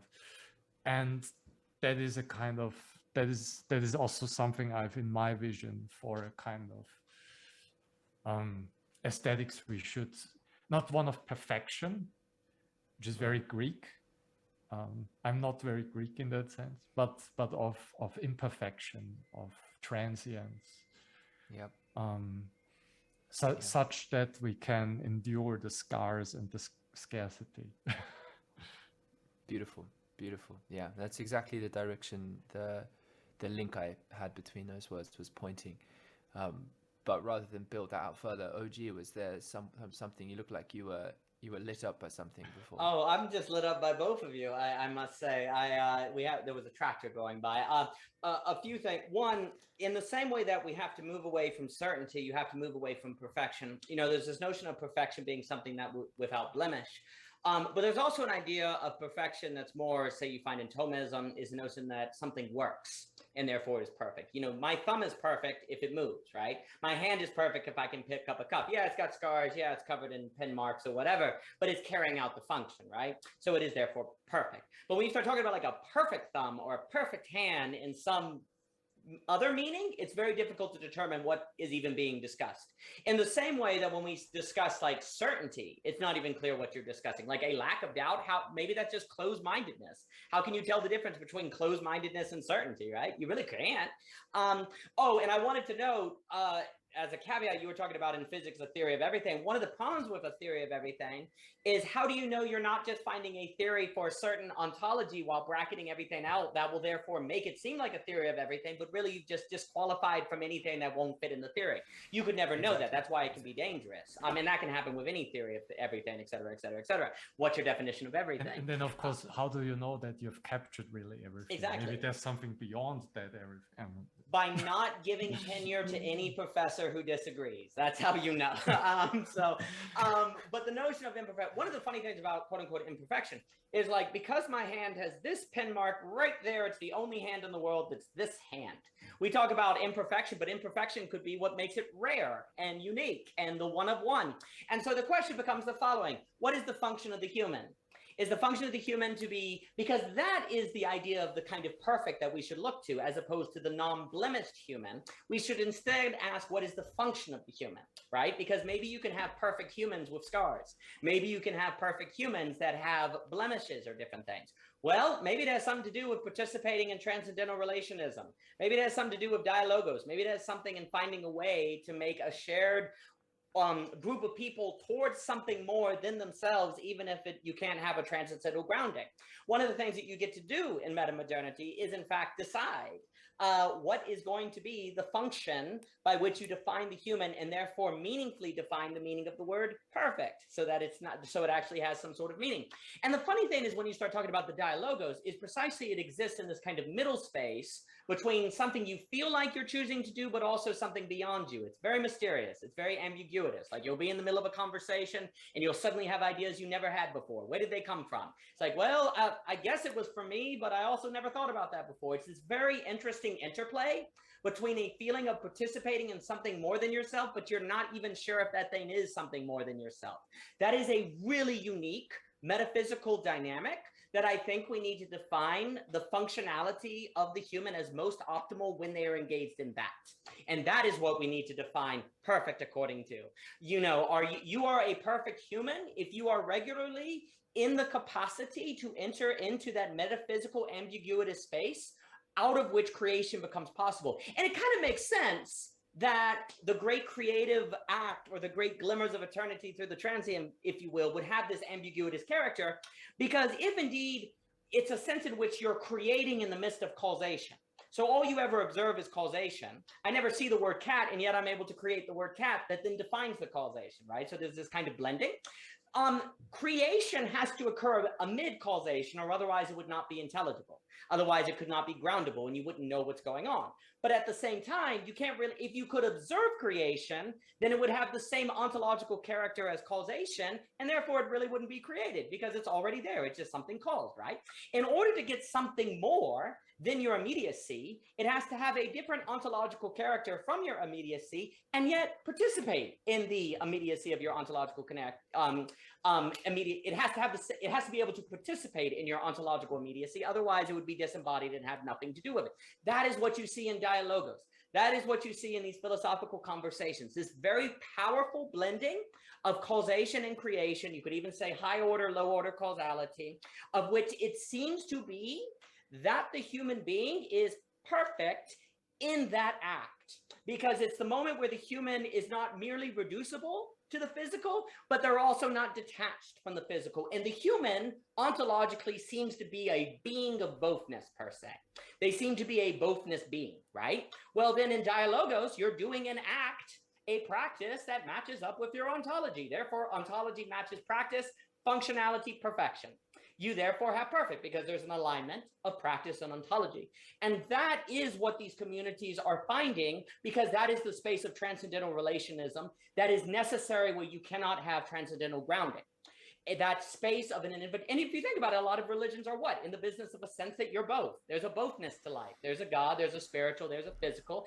And so you are trying to reenact and re-participate in that dynamic whenever you're engaged in these dialogos, voicecraft events. And I think it's really important for us to define perfection in participatory terms of the human functioning with an alignment of practice and ontology, and every dialogos is one of one. And so you get a kind of scarcity that actually becomes rarity, and rarity is value. So right now in economic terms, scarcity is bad, right? In a dialogos, scarcity becomes rarity, and rarity becomes unique, and unique is valuable. And so you take scarcity and kind of sublimate, negate, sublimate in a Hegelian way and make it a good thing, as opposed to a source of endless conflict, as we see occur in the zero-sum game of modern economics. Beautiful. Yeah, a rarity that begets invitation for Yes. yet more participation in rarity, Yes. rather than just some sort of scarcity race to the bottom thing. Yeah, It's an Beautiful. emergent, it's a rarity that creates more rarity. It's this radically wild thing, because in your head you say, if it produce, like you have this notion that if I have a cup and I produce another cup, the first cup loses value, right? Because now there's two of it, right? Dialogos is the example where a rarity can create a rarity and not lose any value of the first. Every rarity can maintain its unique value in its production. And that's basically the only way you can get a non-zero sum game. You know, they're always talking about that, where all ships rise together. You have to create a new social mechanism that allows rarity to create rarity without value ever being reduced. And that's what we see possible in these kind of conversation dynamics and the organization guilds, etc., that orbit around them. That seems to be when the human is perfect. When the human is engaged in that dynamic, they seem to be fulfilling the function that they are quote unquote meant or specially able to engage in. Whereas, say, otters or lobsters or other things cannot, even if they have other, you know, I'd love to be able to see the whole color spectrum like a mantis shrimp. Alas, the mantis shrimp has something I do not. But at least I can engage in dialogos, dang it. You know, and so that seems to be where the human is quote unquote perfect in that special space. Yeah, so I see the anti-rivalry, Yes. which ought characterize the commons Yes. as being inherently linked there. So we think about market, state, and commons. Then, as you've beautifully articulated here, Daniel, this type of rarity that creates rarity. And I also think about the so in terms of I put together an application for some funding, and I housed the term on participatory wisdom commons. Sort of, again, just an angle of looking at this kind of space. And I've been searching for ways, I mean, obviously there's so many ways to articulate it, that I have been trying to put words together to try and sort of capture well what I'm still about to bumble through, which is the let's say, like, how beautiful would it be, and there are these places, and there are of course these relationships. It's what a good friendship is, you know. It's what it is to be able to belong to a home, right? To return to the home, to return somewhere whereby one, and I think about these terms, belonging, education, and contribution in a triple of relationship. Am I welcome to be here? Is there an affordance for me to learn here, to have something brought? Can I bring something through from myself? Can others help produce that from me? And is there a way I can contribute to the dynamics which make this trustful relation, which make this belonging possible? And can I be involved in the educational transmission? Can I contribute to the mutual learning and all of that? And so all of this stuff, these are these different language games, these different frames of reference I have, that's very much feeling helping to contribute to the illumination of what's being articulated here for me. And one place where it leads is, and I've had struggles with it, in terms of seeking funding, again, in terms of seeking what constitutes the regenerative energy of money as it exists in the context where market is in relation with state and has not necessarily been treating the commons particularly well, and has hollowed out the trustful relationality that we began by speaking about in the context of kind of we're using conversation to differentiate modes of treating each other sort of trustfully in the context of living together. And it's a remarkable thing to point to because, so I'm going to share this here. It's probably funny enough too, maybe. I mean this, if this does get listened to people, and I'm saying this with openness for this to be listened to by people. So I was speaking with someone who, you know, OG. I'm not sure you've met him yet, Daniel, but his name's Tyler Hollett. And anyway, we were having a chat the other day, and we were on a creative journey together with some help from a molecule here or there. And one of the phrases that we sort of used to speak to some of the tension inherent in this dynamic, the idea of what it would be to seek funding, right? To seek in some sense the patronage of the excess of what has been generated from extracting from the earth and not necessarily plowed back in, right? To, in this case, culture. Is that we had the phrase, because, you know, Mr. Vivek is always speaking about the religion that's not a religion. And I've never had a direct conversation with John about this. This is something I'd love to you know, have a good conversation about. But the phrase was the mugging that's not a mugging. Because there's something so fundamentally not a mugging.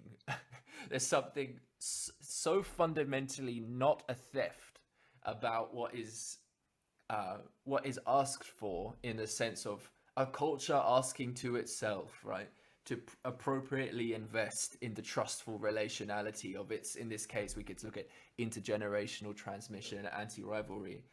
And yet, from the perspective of someone who might be mired in more of this scarcity type relationship, of this narrowing, of this fixation, it seems like there will, for a moment, it appear fundamentally like a mugging.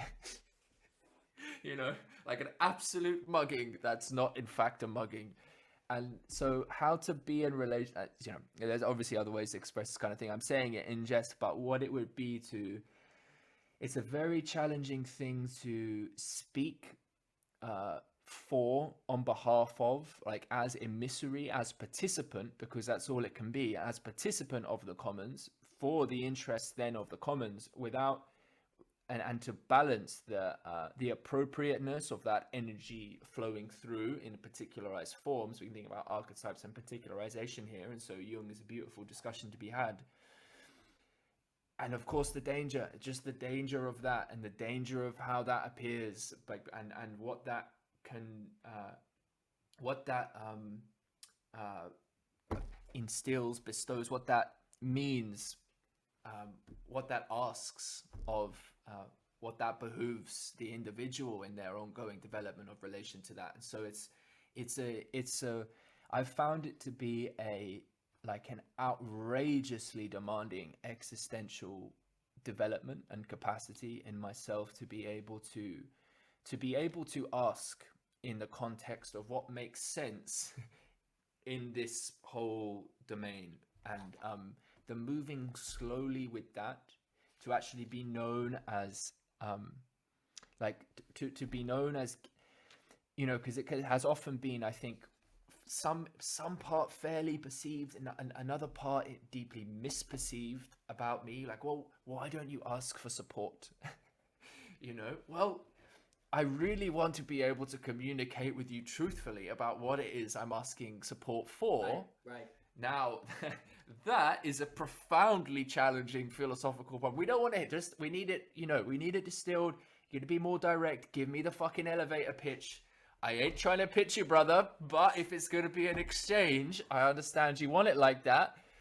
what do you want me to take on here in an existential modality that can appropriately pitch to you and have you continue to trust me? If that's really, you're gonna make me fucking go through that eye of the needle in that existential. Can we not? You know, my father passed away and he didn't leave me anything. And he was actually, in the end, he was a wealthy man. And that was a deep shame. It was a story of mine for a long time. And so it wasn't a surprise. And it was something I'd metabolized in years gone past. But there's something of that transmission, is something Tyler, again, just to presence him as a name, will often speak about. Zach Stein, a bunch of people. But it's that breakdown of that transmission, right? Parent to child so often, or as the very wealthiest in our society, they just keep on getting older. They just keep on fucking getting older, right? Like Warren Buffett, whatever. How long is he gonna go? He's still moving around all these resources, but it's that transmission, and so it's a very, what an interesting thing though to ask a parent for money. Ask an elder for resources if they are not in fact an elder, if they just so happen to be older, but they've got all the money. So the mugging, that's not a mugging.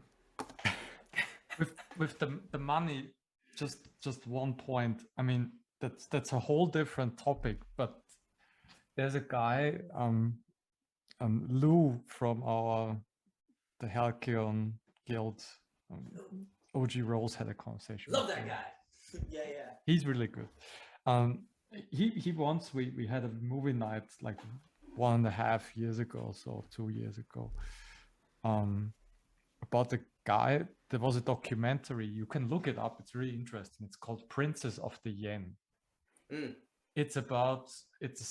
And there's a guy called Richard Werner. He's a German banking professor, and he talked about that he was always on the search for the best banking system, because today what we have is boom bust cycles that just repeat all the time. And at some points people print a lot of money, the whole thing collapses, we start anew, and then at some point we'll have another bust. The thing is, he said that, and there was some thesis that was never proven. He will talk about that. He says, when you have a banking system that's very regional, very localized, and doesn't have a large central bank, but many regional central banks that print money, he thinks that could have something like inexhaustible growth. So he thinks that we haven't even figured out the right money system yet. Because today when we have a problem, then we just print money, and historically that has also been the case very often. And in Princess of the Yen, it's also about the shadow, the people who are really behind and never make themselves known, and who kind of control the money system and things like that. But that is also important for commons purpose of the future. When I heard that, I thought, oh, that's important. And Germany has figured that out, but the European Central Bank is really taking away, or has taken away, and since the European Union came to the fore, it has taken away all the competence basically from those regional banks to itself. This is a huge catastrophe today, but anyway. In the participatory wisdom commons, I really like that word. I think then that is really one where we just practice the hermeneutics of beauty all the time. And then the last point that you made, okay, how do we do that also from customer to let's say, as customers to someone who is offering something? Where do we not... Yeah, I think the relationship I struck up in that example was in principle patron to what is being patronized. Yeah, but also when you way. have a marketing culture where we're all suspicious of each other, and we have to convince each other with strange advertisements, and then you come up with certain advertisements that are more about manipulation. Totally. or strong, convincing, and not really about the hermeneutics of beauty. And where you see an advertisement and you see like, I don't know, it's 30 seconds, 28 seconds manipulation, 2 seconds the product. And I don't know anything about the product itself, really. It's just about, I don't know what other people think about it, what person X thinks about it. It's just models on a beach. Yeah, it's really strange. I find it really strange. Like you watch an advertisement and I have no idea after watching most of it what it is about. Totally. And it's only revealed in the last second or so. Yeah. And anyhow, and the same I think has to be true for intergenerational transfers, that we apply something like a hermeneutics of beauty, where we do not distrust each other, like, right, have kind of conflict about the money or all of that, but somehow, and I think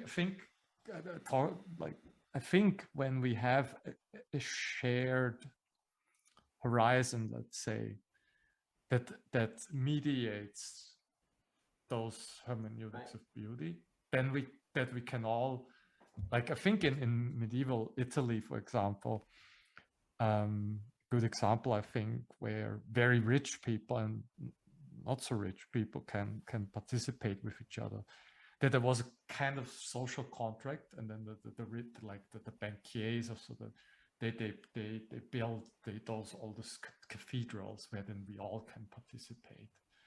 So that's a kind of, or even in the heyday of Protestantism, like the idea of the corporation. It's like, I don't keep it for myself, but I the money I get, I put it into corporation, and then I can hire people. I can make this larger. I can build things. I can help solve problems, and that's contributing to everyone's. And it's not that at some point, I'm just the greedy guy and I just want everything for myself and I exploit the laborers. I mean, that also can happen, but it has to be something like that. But there must be a horizon that mediates that. If we need a middle that mediates between the low and the high, or the extremes, so they can come together again, and perhaps we have a sublation. That's right.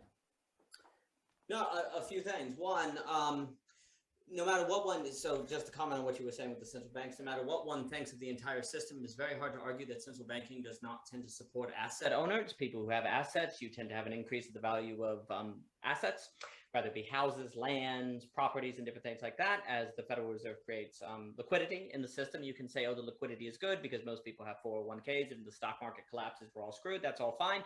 But it tends to be the case that the value of assets go up quicker than everything else. And as a result, since it is always a minority of people who own assets, it is therefore a minority that tends to benefit from the entire central banking system. And sure, if central banking tended to be used, as Keynes talked about, as literally a bank of last resort, like truly a last resort, so that you did not enter into a level of deflationary pressures that the market could not recover from. You know, the movie Interstellar, where they go to the planet and time slows down because they're in the gravity. You know, what Keynes understood is if deflation and, you know, if liquidity or the money flow drives up too badly and you have deflationary pressure, it's like you fall below a certain point and the amount of time it takes for the market to recover elongates dramatically. Like, it doesn't, you know, if you don't fall, if here's the event horizon, I call it the demand event horizon. If liquidity drops here, then maybe that's just 3 months. But if it goes below, it's like 6 months, now it's 6 years, now it's 10 years. It becomes very difficult. Sure, in the long run, the market will recover, but the thesis is at that point, it might be 40 years from now, and that would kind of suck. And within that period of time, you'll probably have a totalitarian regime come to power. Unfortunately, even if you buy that notion of central banking as having a useful function as a last resort, it unfortunately doesn't tend to be a bank of last resort. It tends to be the bank of first resort, and as a result, you get problems such as what we see today. Anyway, a few things. If I come up to you and say, hey, can you donate to education? You may, because you know education is important. I don't have to even explain to you what education is. I can just say, you want to support the school system, and you might not, but you're not going to think I'm crazy, because you know, because you are part of a background of ideas that says education matters. even if I can't necessarily prove, maybe I can't show you any numbers, any data, any plan. All I do is say, hey, you want to donate to your local school? That would be enough as a pitch to possibly get funding, right? Because you have a shared background of understanding of what education is, and you don't have to explain it. And actually think how hard it would be if someone said, pitch it, why should I support school systems?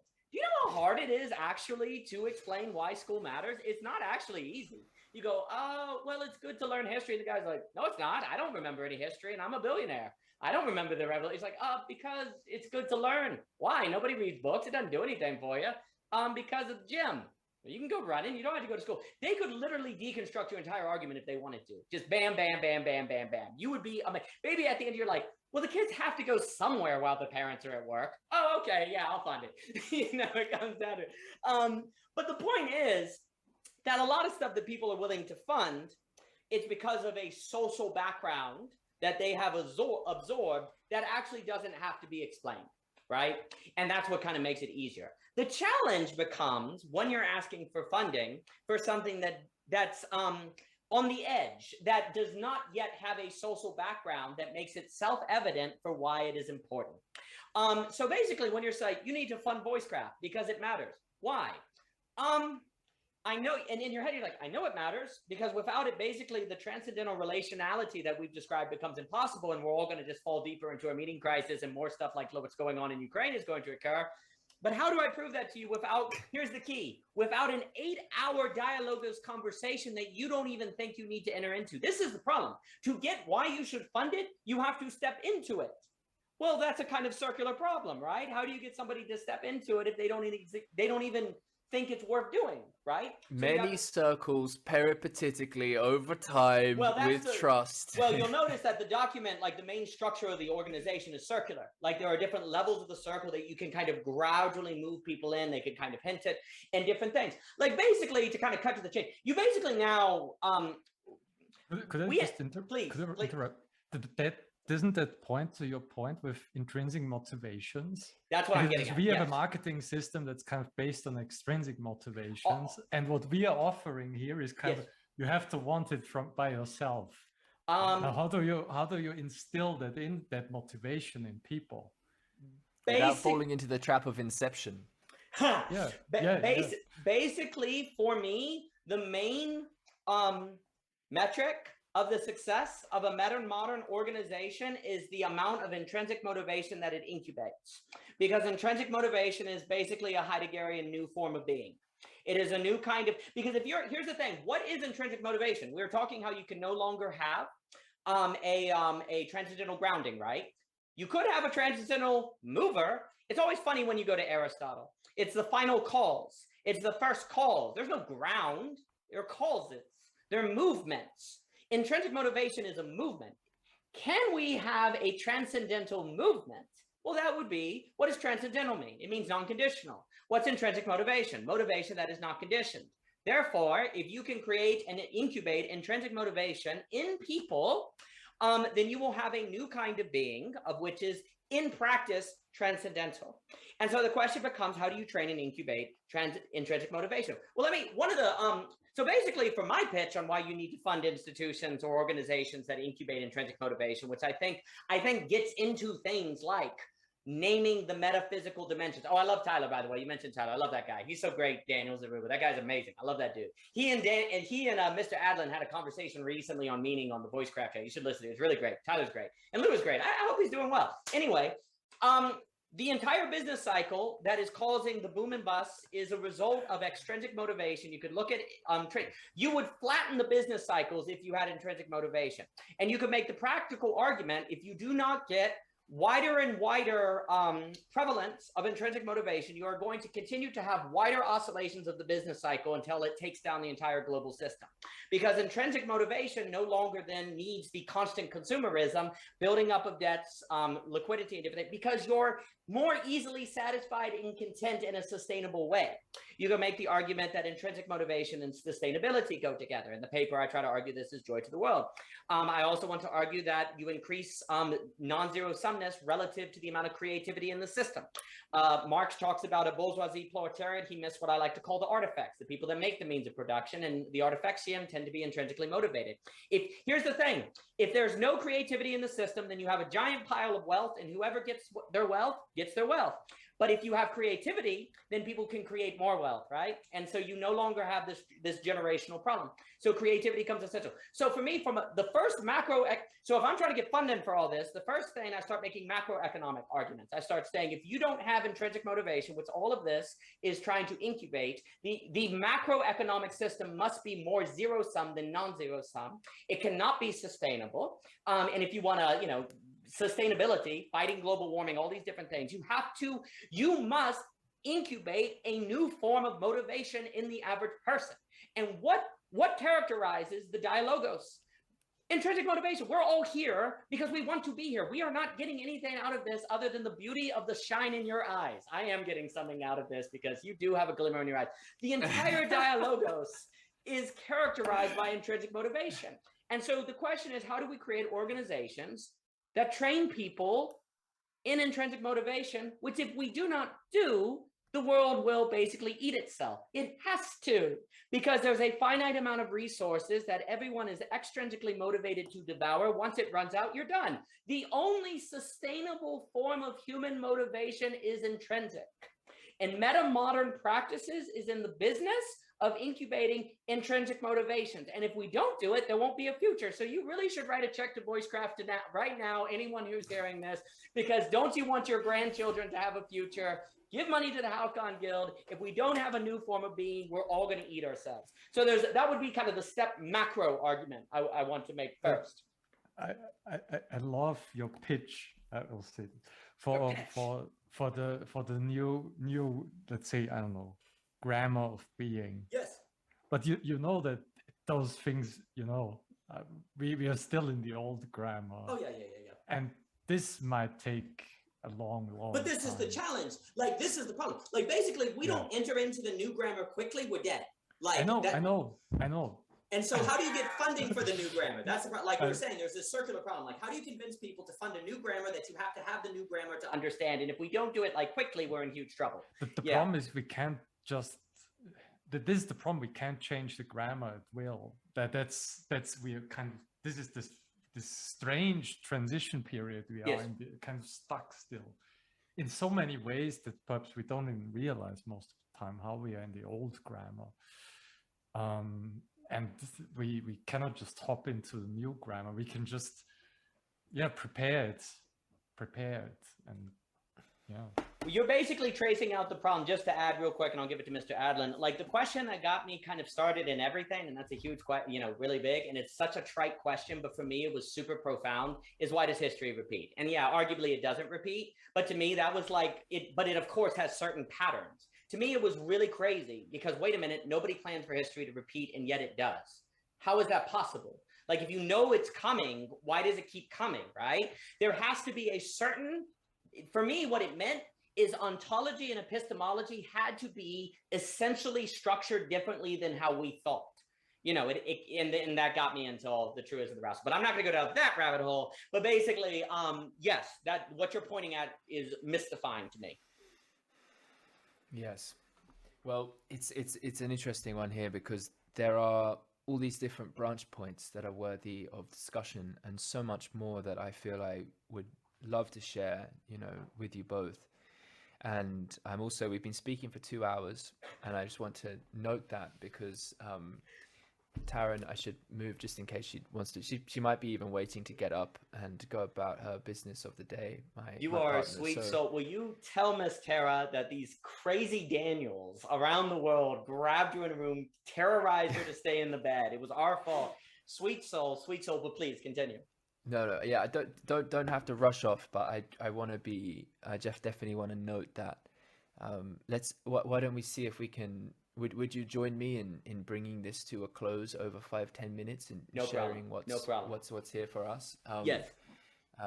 because otherwise we might just and there's so many important things to talk about here, and I just want to say I'm very grateful for this conversation. I've really enjoyed it. I have as well. And there's certainly lots here I would like to share, and so yeah, how do you feel about sharing it? That's no problem.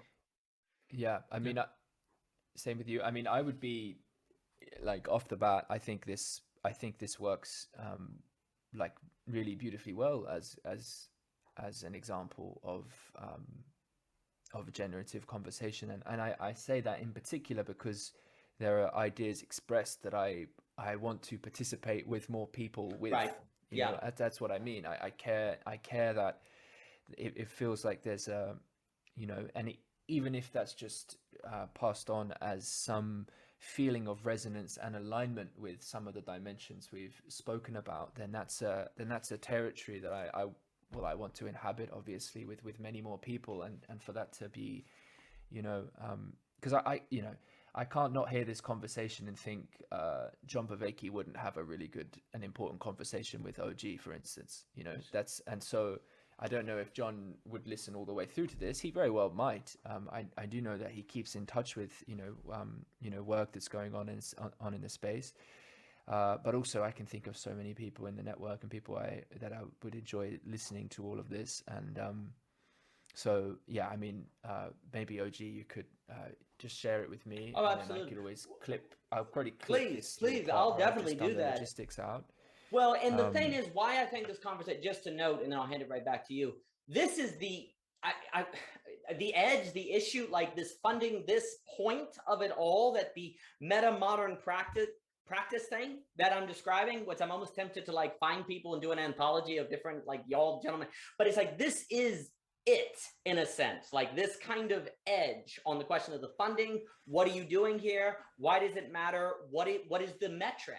You know, what is the metric? You know, incubating intrinsic motivation, which has very practical consequences on the social order. That's one that I like to emphasize. I'm not saying that's the only one, but I think that's a very powerful metric.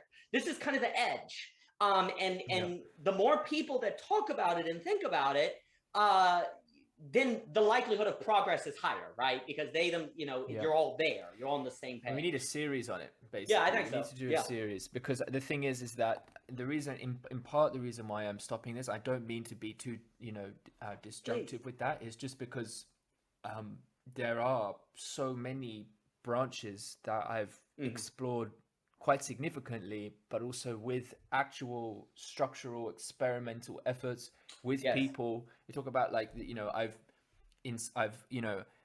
beat myself against many different walls, but I've also found little places where I think, like, one of the images, Daniel Zaruba, that was kind of coming, this, when he's speaking about the grammar that we're sort of, enmeshed in, maybe to our chagrin, and there's other sort of grammar that maybe we want to move towards, and we feel we can dwell in, and there's some, one of the images that's coming to mind, and it's not sufficient, but it does feel to me there are some, in many important degrees, there are very deep rooted grooves, and that are also synergies. There's a vitality that is yet present in between, and there's a whole angle of this in relation to words like enlightenment and awakening, fundamentally, which is a beautiful language to use as well for some, but when we talk about intrinsic motivation, but in terms of like when it comes to the conversation of strategy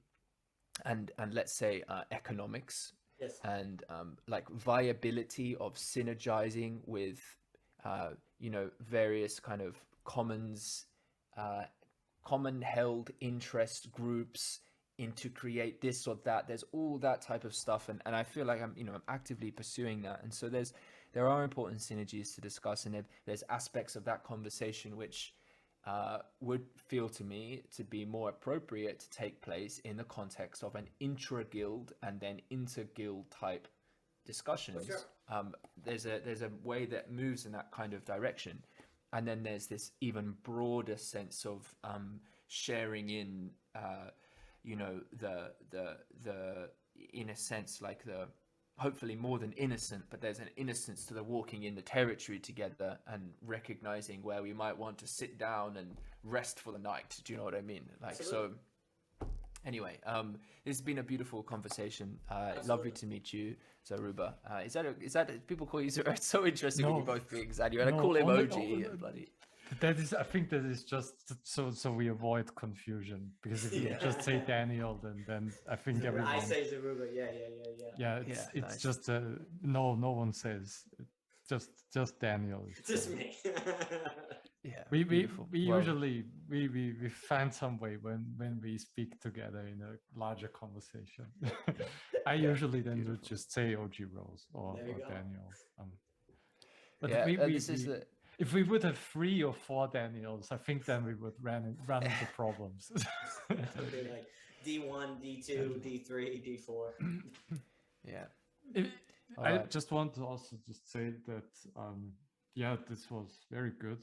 I also like that we covered so many things, really, like from the academy, first of all, from the place was philosophy, and to the institutions, and then to the commons. That was beautiful. So thank you. It's really good.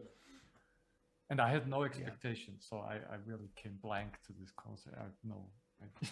But that is a beautiful example. Philosophy is, we were saying, like, philosophy is like, it's quote unquote disinterested. It doesn't have goals. It's for its own sake. And yet that's the beauty. Like, that's part of what you've got to get in the paradigm people willing to fund.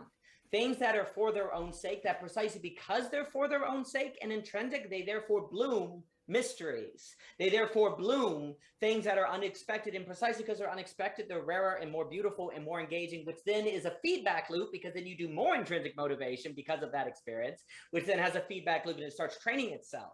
But it's that initial sprouting for the average person, that initial sprouting and creating the conditions where that can occur. And yes, I think it gets into economics. I love the work, the conversation that I've had with Anthony on Intrinsic Research Co. on a new pricing mechanism using digital assets.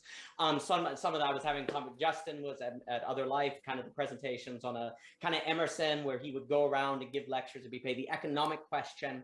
But it's critical, and people are coming with those conversations. But I do completely agree, if you can have an interguild discussion that starts on the edge, right, boom, that starts here, this kind of idea. And there's, like you say, there's branches. I'm not saying this is everything. There are still some branches, but that if you get that collective interguild interaction on those terms, I think there's no telling what mystery may sprout in all its beauty, goodness, and truth. It's 100 for me. It's something that must come, if not next, then next or next. Yeah, Do you know what I mean? Because, I've been looking at that interguild space for a while now. I've made efforts in communicating with people over the years here and there, and I think that the time is coming closer where there's really is like not only sufficient alignment to enter into that interaction, but also like ever impending necessity. Yes. So yes, absolutely. And the only other point to make is just again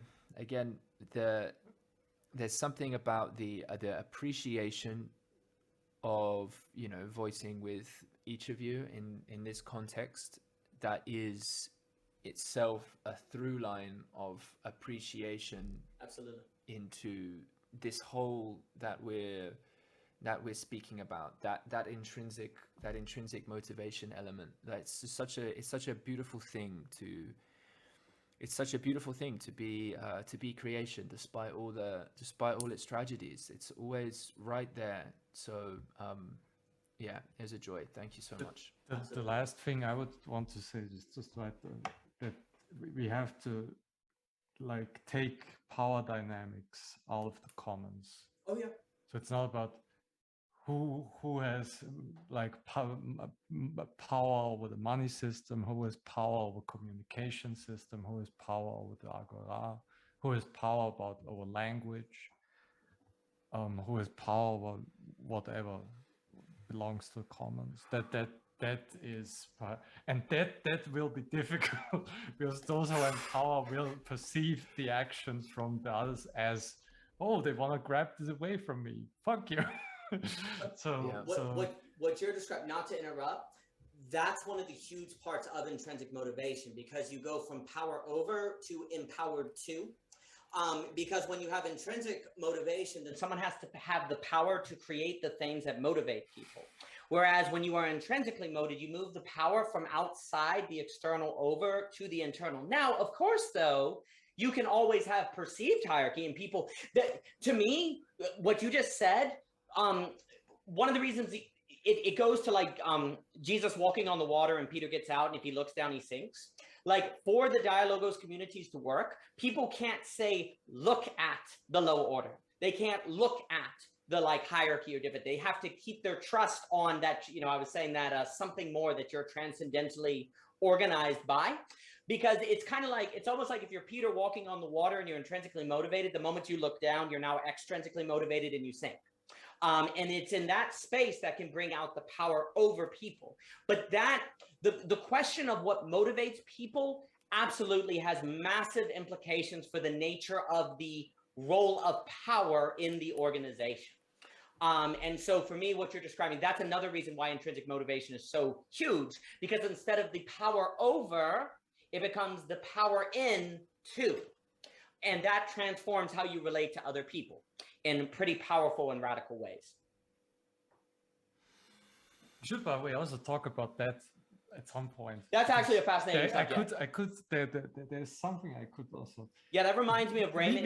We could talk. We could just. Dude, I did this part. You know, Raymond's channel inspired me to do something like power versus force in medical, and he just did a really good lecture on the Republic and the Guardians. And I was actually going to get into like the role of physical fitness in the Republic that he talks about, and the idea that in Plato is like, if you're not healthy, then you can't think for yourself because you have to rely on experts to make you healthy. And if you're immoral, you can't think for yourself because the power, the passions control you. Anyway, yes. I will end with last thought. You know, David Bentley Hart always says that the ultimate goal of all our attentions is like something like God. Now I would say the most internal of the internal motivations is then also something like God. Oh, sure.